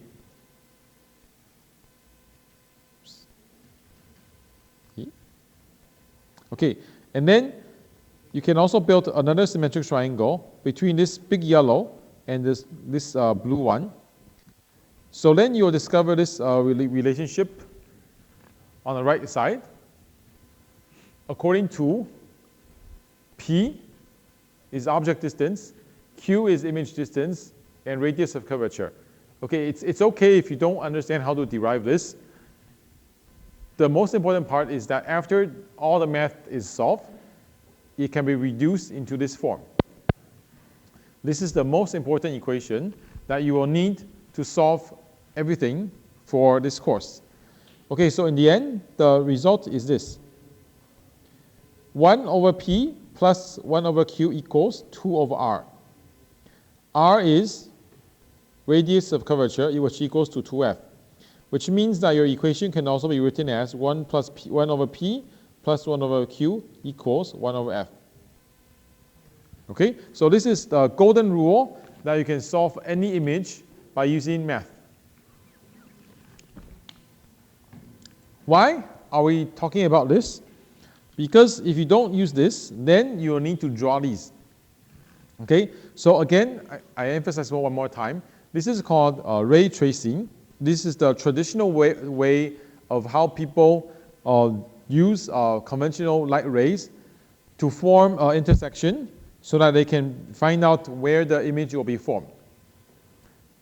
So that is why we call it geometric optics. But this course is not asking you to draw this. Okay, that is the old way. So you take this as a reference. You don't need to be bothered by you don't know how to draw this. This course is, more importantly, is to teach you a more smarter way to find out where the image will be formed by using this equation. So this equation is called the mirror equation. As long as you have two of the three parameters, you can find out where your image will be formed. Either you have P, Q, or F. Okay, so at least you need two to solve it. Okay, so this is the very important equation. Okay, so here, okay, again, it's just another derivation by converting the focal length from radius of curvature. So in the end, this is called the image formation equation, which is 1 over P plus 1 over Q equals 1 over F. Okay, so this is the ray tracing which I mentioned. So there's unlimited versions of ray tracing you can select. It doesn't matter how you draw it, as long as you fulfill the law of reflection. You can draw infinite possibilities on this mirror, and then as long as you have two rays, you can find the image. So for instance, if you draw a plane wave, and then it will focus to the F, this is number one, and then if you draw another one that bounces to the mirror, this is number two. So for instance, once you have these two rays, you can find the intersection between the two reflection, which is over here. Then this is where your image will be formed.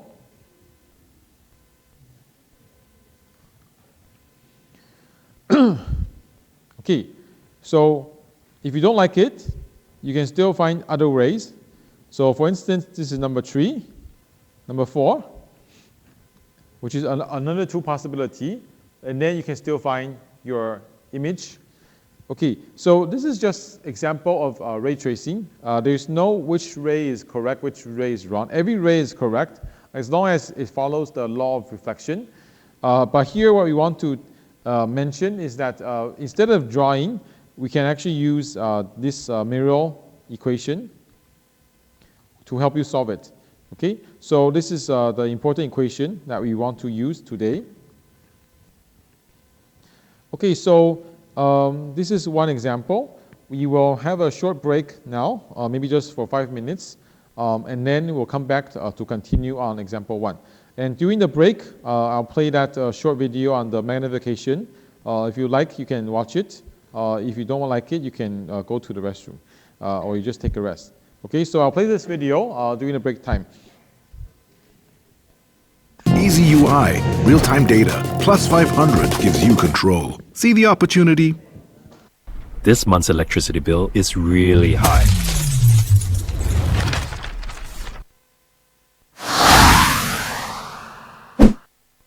The magnification of an image is the size of the image compared to the real size of the object. In this diagram, you can see that the magnifying glass has magnified an image of what's in the petri dish. Even though the image is magnified, the size of the actual object hasn't changed. High magnifications can let us see things that we can't see with our naked eye. The resolution of an image is the smallest distance between two separate points that can be seen as two different points. Have a look at this series of images. So at high resolution, we can see quite a lot of detail in our simple diagram, but at a low resolution, it's a lot less clear what we're looking at.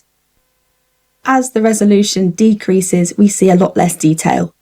You need to be able to explain the difference between magnification and resolution.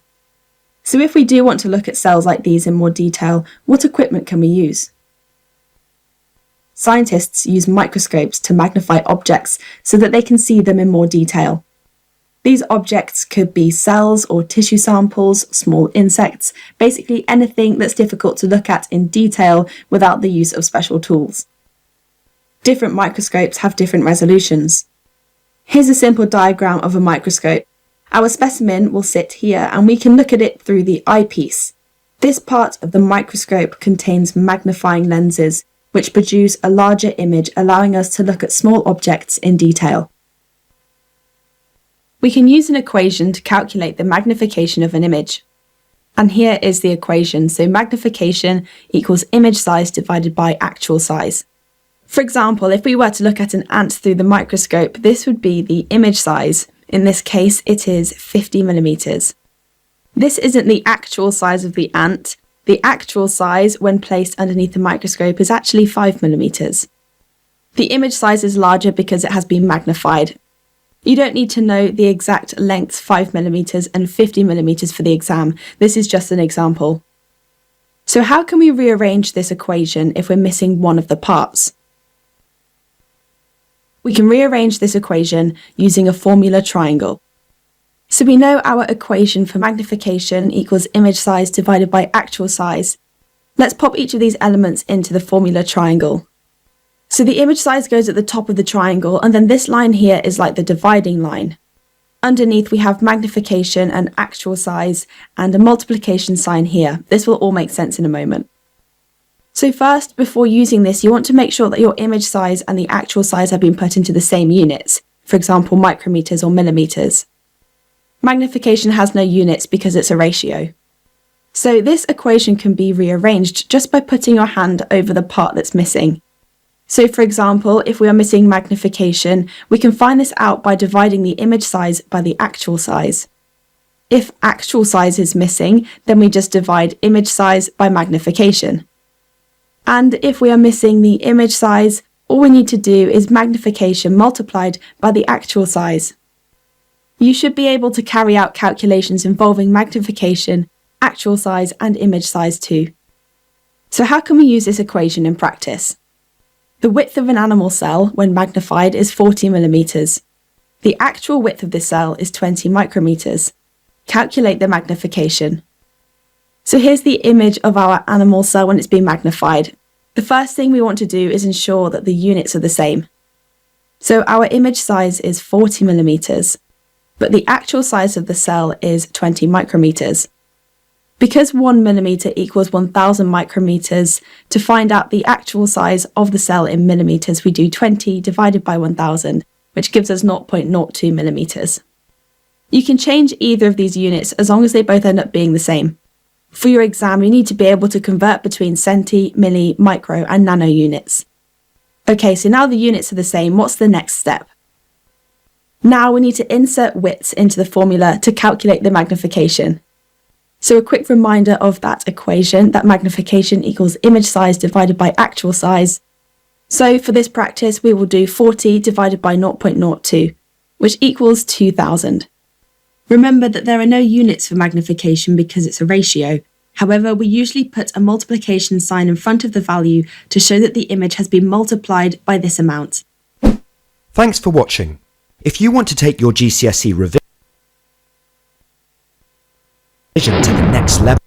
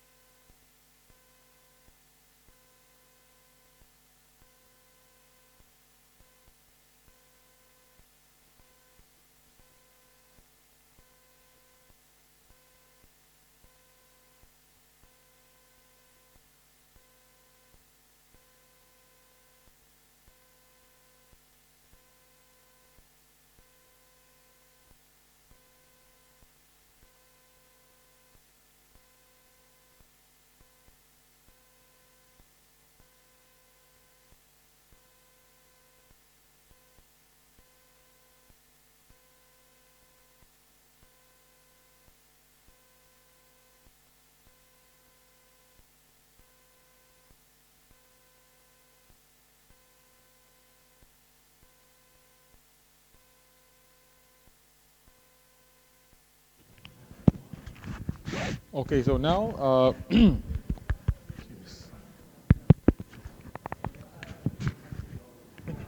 okay, so now back to question 1. Here we have one example. Okay, so here you can see that this is a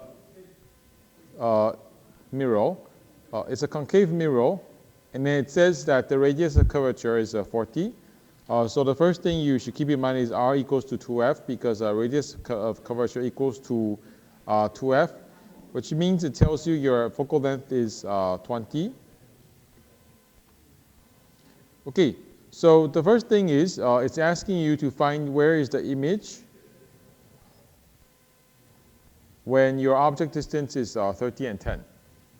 Okay, so which means you need to utilize 1 over p plus 1 over q equals 1 over f. Okay, and then here, question A is that your object distance is 30, which means you put 30 for p, 20 for f, so then you can solve your q. For question B, it says that your object distance is 10, which means you put your p as 10.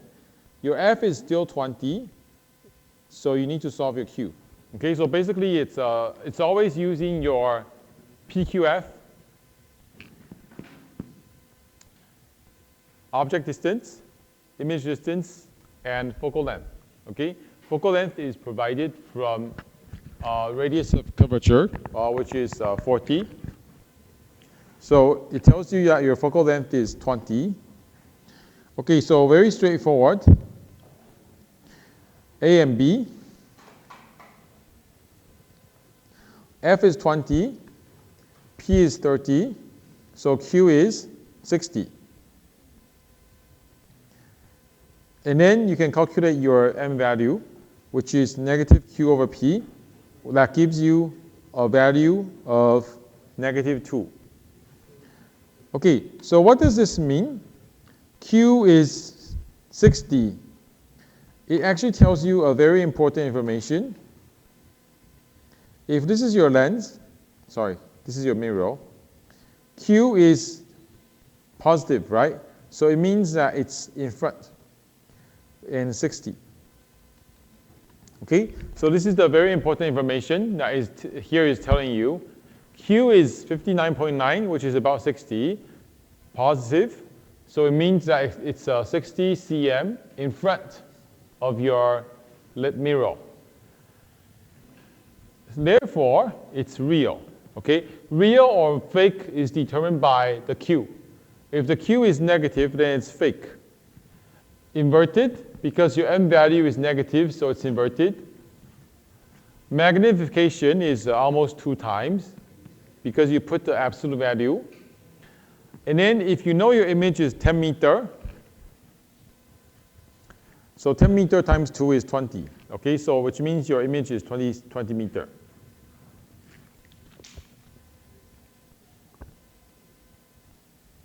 Question B, F is still 20, P is 10, and then when you solve the Q, you'll discover your Q is negative 20. This tells you what? This is your mirror. It tells you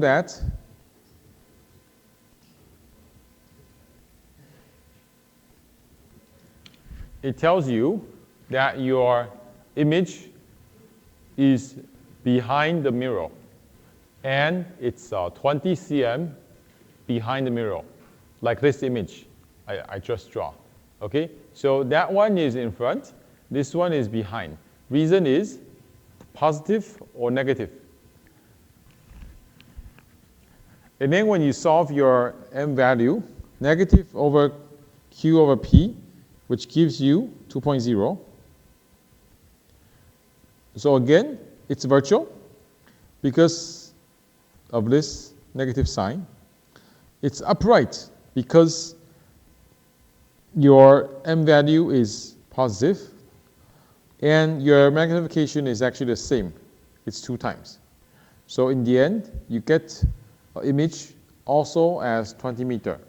Okay, so it's the same size, but one is real, one is virtual, depending on the Q. Q is positive, then it's real. Q is negative, then it's virtual, because it means it's behind the mirror. Okay, so you need to really link this image with this number. And then when you calculate your M value, which is negative Q over P, that will give you your magnification. And then you can find out your real size of your image.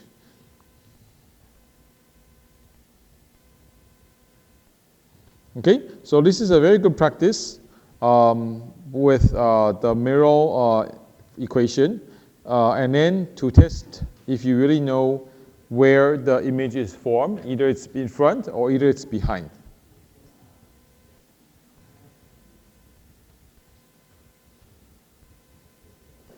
Okay, so now instead of a concave mirror, there's another mirror which is called convex mirror. So a convex mirror means that the shape is opposite. It means that it's the opposite side of an umbrella.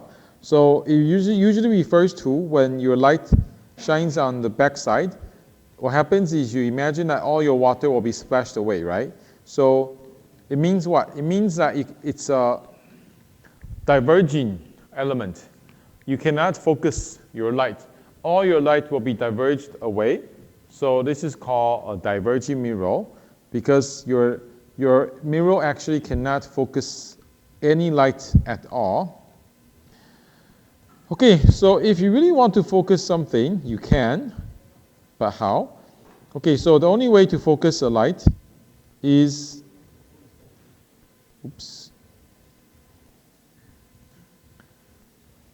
because this direction will only diverge away. This direction will only diverge away. So if you really want to focus something, you can only backtrace. Okay? So for a convex, imagine it's the opposite side of umbrella. When your water splash on it, it will actually also splash away, which means it's a diverging component. So in the end, your light cannot be focused. It will be splashed everywhere.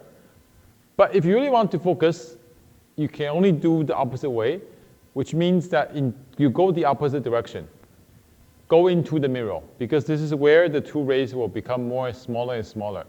So you still have the chance to focus light, but the only way you can focus the light is backtrace, going into the mirror, and that also tells you you can only find a focused light in the mirror, which means you can only find a fake image.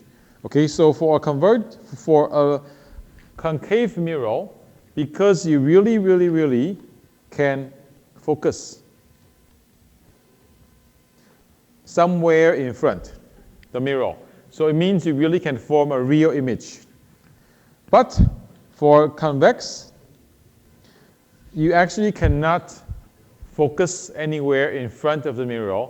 You can only find the focus point behind the mirror. That means you can only form something that is fake, which means diverging mirror, or you can say a convex mirror, which is a diverging mirror, can only develop a virtual image. It will never ever focus and find a real image.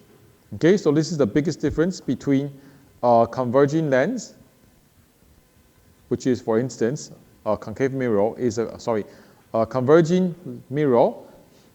So for instance, a concave is a converging mirror versus a diverging mirror. So for instance, convex mirror is a diverging mirror. So you can only find a fake one. Okay, so again, we'll do the same process. In the old days, take it as reference. People can also draw multiple rays as long as you follow the correct path using the law of reflection. So for instance, number 1, number 2, and if you backtrace, you still can find the image by using ray tracing inside the mirror.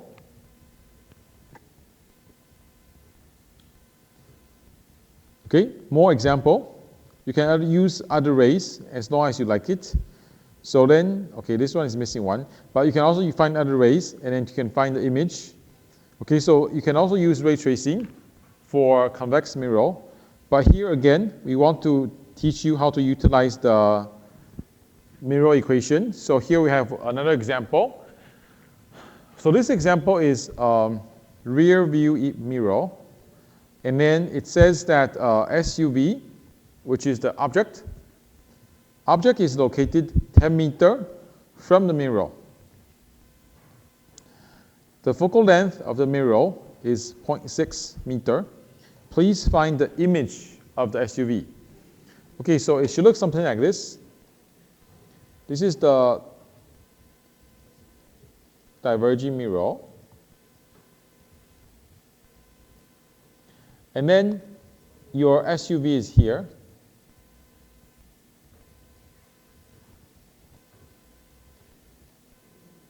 Okay, so in this case, this is called P, and then you have F equals to 0.6.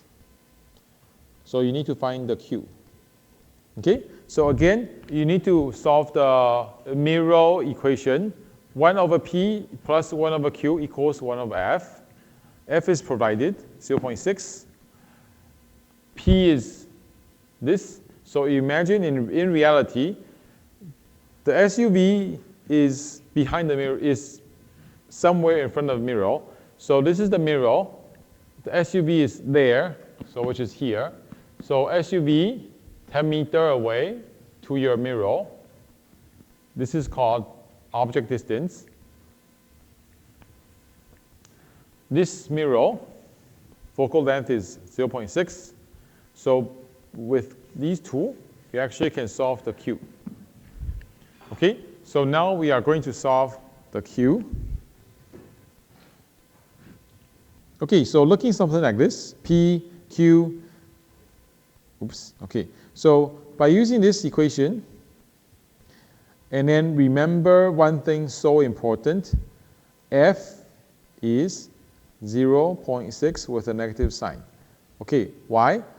Okay, so most students will get it wrong just because of this. For a diverging mirror, diverging lens, diverging element, because it cannot focus light, so the F is always a negative value because it doesn't really have the power to focus. So remember that the question can tell you that the focus length is 0.6. There's no issue, but it doesn't give you the sign. So if you do the calculation, remember that you need to put the sign yourself. Okay? So the F is negative 0.6 because this is a diverging mirror. So it has no power, no ability to focus light. So we have to put a negative sign to show that it is a negative power. So if you remember to put the negative sign, then you can calculate your P, Q, F. Oops, where is it? Okay, according to this. And then you can discover that your Q is negative 0.57. Okay, again, Q is negative 0.57. What does this mean? It means your Q is somewhere here. And this distance is 0.57. Okay?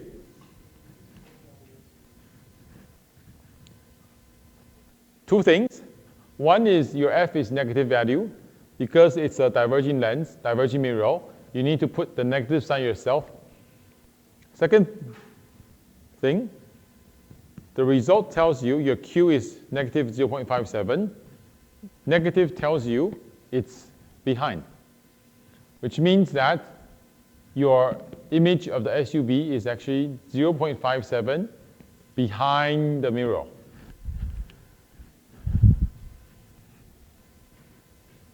Which makes sense. Why? Because that 0.57 actually refers to this distance. imagine that from the mirror inside to this is the image, right? So this is actually the Q. Okay, so in reality, you can imagine that the distance from here to the car, inside the mirror, this is what we call the negative Q, which is this 0.57 over here. Okay? All right, so don't think this is very simple. You'll discover that more than 50% of the students will still get the sign wrong on the final exam, given that the question can be so straightforward. If you put the sign wrong, you will get a totally different answer, which will lead you to a totally wrong result. Okay, so it's very important that you put the sign correctly. Okay, so in a summary, again, this is a summary for mirror. So mirror, no matter it's a flat mirror, concave mirror, or convex mirror, the sign is the same. Everything in front is real. PQ is positive, positive, positive, positive. Everything behind is negative, negative, negative, negative. So whenever you find a negative sign, it means that your image or your object is inside the mirror. Or you can say it's behind the mirror. Okay, it's behind the mirror. Whenever you find a value that is positive, it means it's real. So it means it's in front of the mirror. And last thing to remind you is the F. So we have two types of mirror. One is a concave. One is a convex. So concave, remember, concave does have the ability to focus light. So it's a positive F.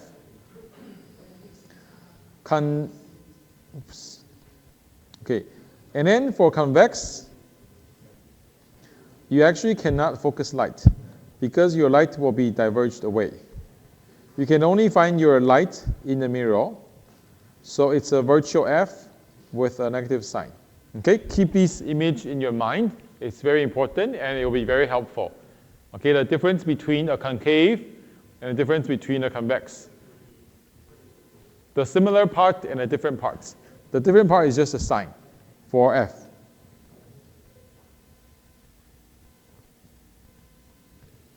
Okay, so this is a table for you to refer to.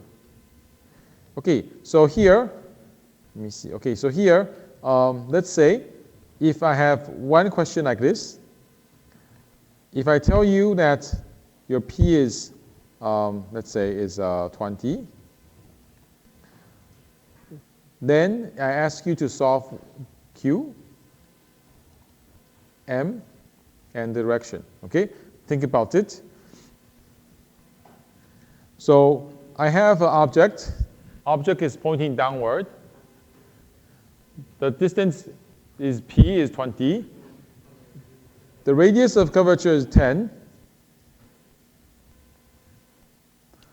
And then I'm asking you to solve where is the image, how big is the image, including direction, including the size. Okay, very, very important. You can practice this at home. Okay, I'll give you the solution next time. Okay, so we'll move a little bit into the next topic, and then we'll end today's class.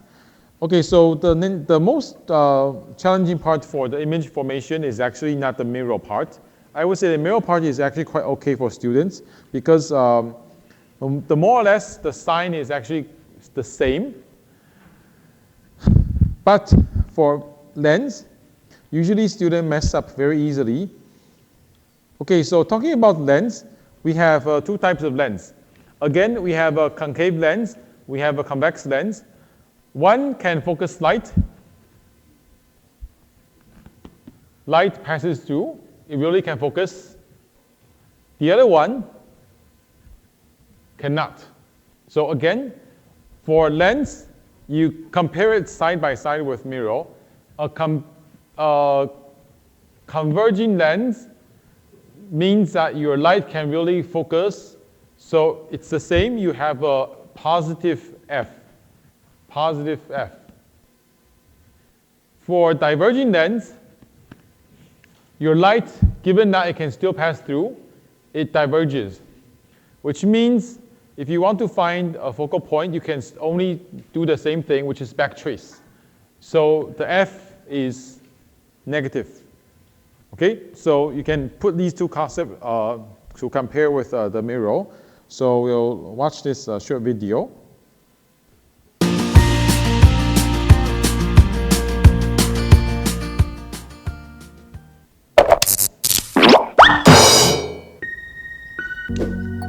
How's the view, little kitty? Well, thanks to these new pair of convex and concave lenses to help us explore the wonders of the universe. But how? That's an excellent question. Hey friends, so in today's episode, let us learn about these lenses we call convex and concave. Zoom in. So, what is a lens in the first place? A lens is a transparent glass or plastic with curved sides that can bend light rays as they pass through it and change direction. This process of redirection of light rays as they pass from one medium to another is called refraction. But how this light will bend depends upon the type of lens that comes in two main forms, convex lens and concave lens. Though both the lenses are bordered by two transparent spherical surfaces, but it's fairly easy to set them apart. Yes, in a convex lens, the two spherical surfaces are curved outwards, while in the case of a concave lens, they are curved inwards. Also, a convex lens is thicker in the middle with thinner edges, while the concave lens has a thin center with thick edges. But the vital question is, how do these lenses work? Well, it's due to refraction, which, as we learned before, is the bending of light rays in a certain way. This twisting and turning happens in two ways: convergence and divergence. And what do they mean? Well, for that, first we must look into the way both the lenses work. Now, an imaginary ray of light, which is also called an incident ray, is projected on a convex lens at an angle.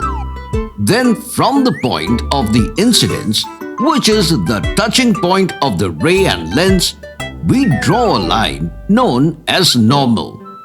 Now, from the point of incidence, this ray of light will enter the lens, and because the glass is thicker than air, it will slow down the ray's speed and bend it down towards the normal line.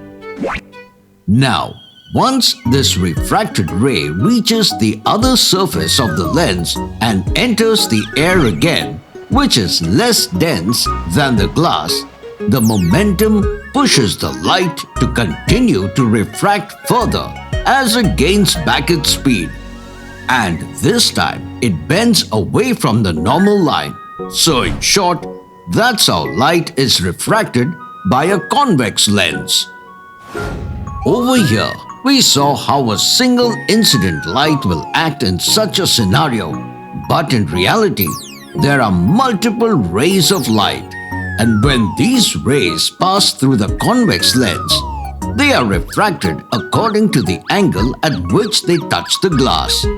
Further, they meet at a common point, also known as convergence, at a single point or focal point, as rays of light continue in a straight line beyond the focal point to project an image on a screen. Now, let's look at the concave lens, which works exactly opposite that of the convex lens. Yes, if the incident rays from a point object are projected towards a concave lens, then after refraction, they do not converge at a single point, but diverge, meaning they go away from each other. And because of this, instead of forming the image on the other side, these rays extend backward and meet at a certain point behind the lens. So, a virtual image appears at this focal point. Trivia time! Did you know the distance from the center of the lens to the focal point is called? Okay, I think the most important part of this video is this image. So there are two types of lens. The first type of lens is this converging lens, where it's defined as convex lens because of the shape. Okay, so in this type of lens, the center is fatter than the side. So according to this geometric angle, what happens is when light shines onto this surface, as we just learned in the first part of today's class, this is called refraction. So air to glass, and then glass to air again. So which means light actually it undergoes a two interface, and then it generates refraction 2 times. So because of this geometry, it actually can make your light bend towards this down direction. So that is why in this case we call it a converging lens, because it actually has the ability to bend your light towards the axis. So when you have multiple, to continue to refract further. Okay, so when you have multiple light, what happens is that they can converge. So in this case, we call this a real image because this image is due to real light rays that is focused over here. In contrast, the other one is like this one. So again, the light comes into this lens, and also again, because of this geometric issue, it is again air to lens, lens to air. So your light still undergoes two times of this refraction. So it is a Snell's law again, but somehow it's because that this angle is different. So it generates a light when it comes out, it's bending outward. So it's pointing opposite direction towards the axis. So this means that your outcome light is actually a diverging light. So what happens is that you'll never be able to find a focus point here. Again, you can only do back tracing in the other direction. So that is called a fake one. So remember that whenever you do a back trace, it's using the virtual part of the light ray, so it's a virtual image. If you're using the real ray to form an image, this is called a real image. Okay, so this is a video. This video is very nice. Actually captures all the very important concept, and I think it explains very clearly. Okay, so just a very short heads up. So this is the concept of lens. So in the first part of today, we actually learned about refraction. So if you still remember, refraction is when we studied the phenomena that light goes into a different material, traveling from air to glass. And we remember that we learned that there is something called refraction that will happen over here. So when light propagates from air to this water or this glass, refraction will happen. So it generates a bending angle. Okay, so this is called refraction. Okay, so here, this is what happens. Light trying to go into a lens from air to lens. And then what happens is that refraction will happen over here. So one thing that is very, very different from mirror is the sign. Because light can really, really propagate and go through the other side of the lens, it's not like a mirror. Mirror, we define everything in front is positive, everything in the back is negative, but lens is not. Because lens really can propagate the light to the other side of the lens, as you just saw in the video, lens can actually allow light to go through and really focus over here, which means you have the ability to find a real image on the other side. So the Q is defined positive on the other side, which means Q is negative if it's in front. Okay, so this is the only difference when you compare mirror and lens in terms of the sign. P is the same. In front is positive, behind is negative. The only difference is the Q. Reason is you really can find a light to propagate through the lens to focus a real image on the other side. So therefore, Q is defined as positive on the right side or the other side. So therefore, the Q is defined as negative if it's in front. Okay? So this is the only difference between the mirror and the lens, where 90% of the students will actually mess up in the final exam just because of this Q part. And then the last thing to remind is that in terms of this converging and diverging, it's the same. If it's a converging lens, because it has the power to focus, so it's positive. If it's a diverging lens, it cannot focus, so it's negative. All right, so this is in terms of the sign. Okay, so again, we have this table to help you summarize it. Okay, so today I'm not going to move too much into the calculation of lens because that will be too much. So here I just want you to have this link with the first part of today is the refraction. We learned about the law of reflection of the light, and then we also learned about the law of refraction. When your light propagates into a different material, it will actually generate so-called refraction. And then we also learned about what is a total internal reflection in the first part. In the second part of today, we learned about mirror. So there's two types of mirror, concave and convex. One can focus, the other one cannot. So one is positive in terms of F, the other one is negative in terms of the F. The sign-wise is the same. Everything in the front is positive, everything in the back is negative. Okay, so this is in terms of the mirror. In terms of lens, it is the most complicated case because lens can allow light to go through. So it means the definition of the sign will be slightly different.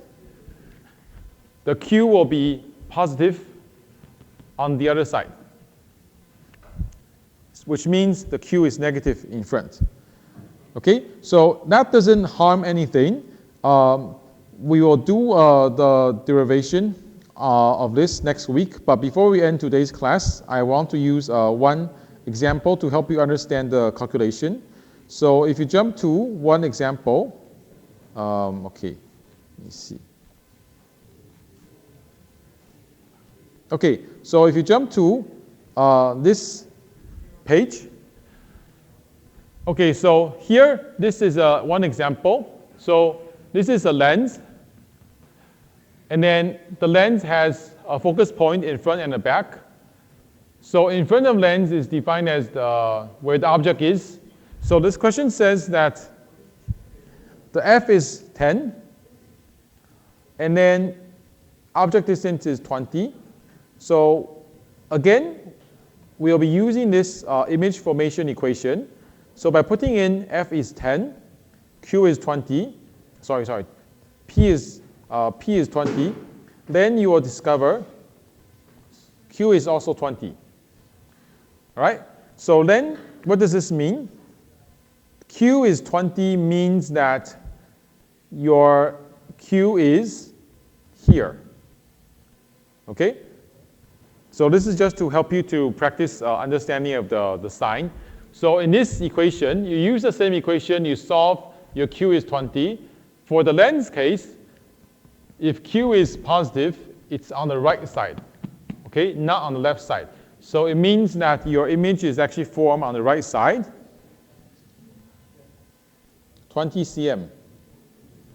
Okay, and then you can solve your m the same way, which is -1. So in the end, you have a real image because q is positive. It's inverted because m is negative, and your magnification is 1. Okay, the last question for today. Now, if I change my object to p is 8. Okay, so if p is 8, f is still 10. What happens? Then you'll discover your q is -40. Okay, so if your q is -40, what does this tell you? It tells you that your q is in front. So your q should be somewhere here. 40 cm in front. Okay, so q is -40, which means that it's 40 cm in front of the lens. Okay, so this is the biggest difference between lens and mirror because the sign definition is different. And again, you can calculate your m. And the solution is it's virtual because your q is negative. It's upright because this is positive. And your magnification is 5. Okay, so think about it. This is just a practice. Okay, we have one more, sorry. And then the last one, what happens if your p is, the last one is to find if p is 15.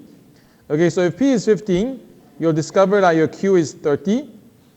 So again, it means that it's on the right side, 30 cm. Okay, and the rest is more or less similar. All right, so today we actually finished chapter 1. And then for chapter 2, mirror part we finished already. For the lens part, I just want to start off with letting you getting familiar with the lens and the sign. So next week we will continue to finish this part. If you have any questions, you can come to the front late after the class. And then last thing, just a quick reminder. So tomorrow is tutorial. Tutorial is always on Tuesday. We have 3 sessions, as I said. Session 1, Session 2, and Session 3. So Session 1 is from 7 to 8. Session 2 is from 8 to 9 for tomorrow. Okay, so if you are Session 1, Session 2, that will be conducted by me. If you are Session 3, that will be conducted by another lecturer. So in the other classroom. So you can choose whichever you like. It doesn't really matter. So if you're assigned to Session 2, which is starting from 8 p.m., you are always welcome to join the earlier one. Okay, so you're not limited to only Session 2. You can join the 7 p.m. one as long as you like. Okay, so tomorrow's tutorial, we only cover Chapter 1's question. Okay, because Chapter 2 is not complete. So tomorrow's tutorial will only be going through the Chapter 1's question. Okay, so if not, I'll see you tomorrow. Thank you.